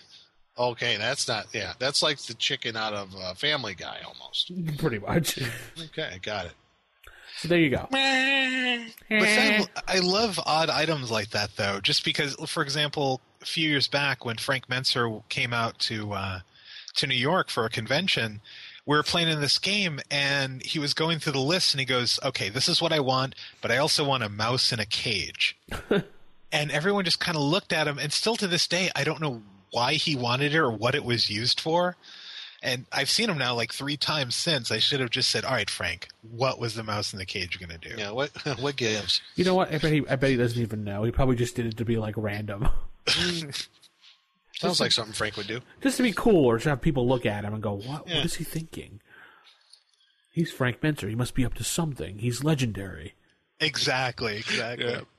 Paranoia. And Frank probably just randomly picked it, like, well, I'll just do this. They'll probably think it's stupid, you know. Anyway, so there you go. I guess that's going to actually wrap up the show this week. Yes. After 2.5 hours. Oh, God, that module is just so painful. Recommend don't buy it. And out of swords, we give them negative swords. You actually stab yourself with your sword. No, I'll give 1 sword just for the maps. The maps are useful. Right. And you could probably pick this thing apart and use, because it's so random, you can use bits and parts of this for just random encounters.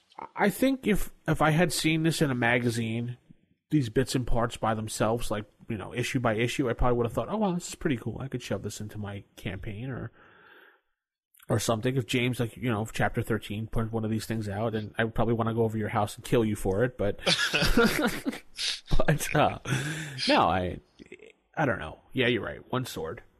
Yeah, no, I agree. One sword, just for the fact that, honestly, after looking at this, I want to take the gypsy part of it and redo it and just put it into something else. Because I think the whole gypsy curse thing really worked, but everything else around it made no sense. The ogre, and because they wouldn't give her... let's not go back and do it again, because we'll get all destroyed. Yeah, and Carl Smith, if that's your real name... And you're out there. We're coming for you. You're out there. You need to just give us an explanation. Actually, I think that's what I'm going to do is tonight I'm just going to shoot Frank off an email and just kind of go, all right, Carl Smith. Who is he?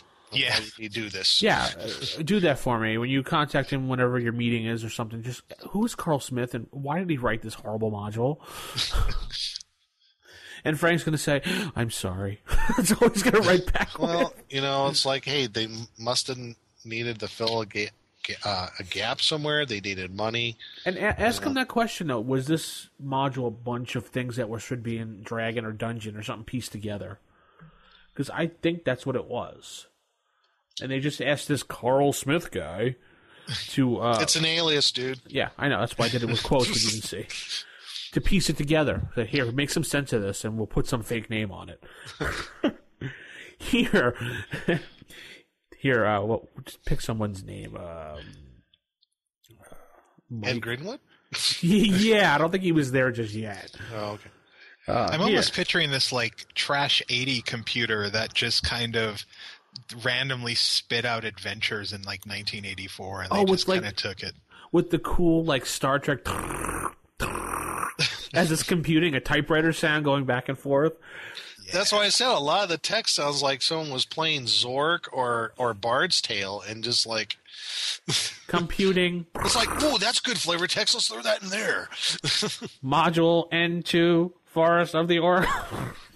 Yes. No.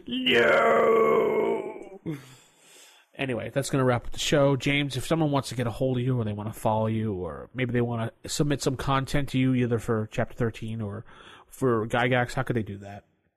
Well, I could be found at James at chapter13press.com or our website, chapter13press.com. For Gygax Magazine, we just recently, within the week, put up our submission guidelines, and there's a way to submit through the website. So definitely as we move on, we're going to be looking for submissions for the articles that are going to make this magazine just kind of move forward and make it great. And do you have any tips for the people submitting things that you're the content editor, things that you really would not want to see? Or I know you have a submission guideline, but personally from you, what's something you'd advise them not to submit? The Forest Oracle. Yeah, definitely. Please do not submit the Forest. I've put that on the website. I'll have to call Jason. Jason, can you just add a little note to the bottom of that? Don't submit anything from module into the Forest Oracle. No, I'm going to say no. Definitely no reviews. Nothing that's kind of going to be irrelevant. Because I think one of the things about the magazine itself is that this is going to be a document that we need to have relevant 10 years from now. Like the Dragon. I can go and pick up an old Dragon magazine and take stuff from it, and it's still good now as it was, back in, like, say, 1984, 1983.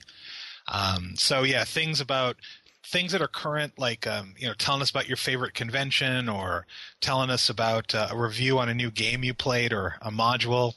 While that's all great, it really doesn't belong in the print form. What we're looking for is, give us some magic items that maybe your fellow gamers can use in their campaigns. Tell us how, the war chicken, things like that. Things that players can just really open up and go, that's amazing. I'm going to integrate that into my campaign. Or even maybe a convention survival guide or something. That may be something. Something like that might be interesting, definitely. But really, the magazine's looking at player aids, or game master aids, things that are going to make their game better. Right. Okay. So there you have it. Contact them any way you possibly can. Contact us however you want to. Just don't use the Forest Oracle to contact us. rfistaff@gmail.com. 570-865-4210, the hotline. And that's going to put a wrap on the show. I'm Vince and you're not. Oh, wait, that's the wrong show. Keep it original, keep it old school, and remember, you rule the books, not the other way around. Especially if it's the Forest Oracle. Good night, everybody. Night, everyone. Good night.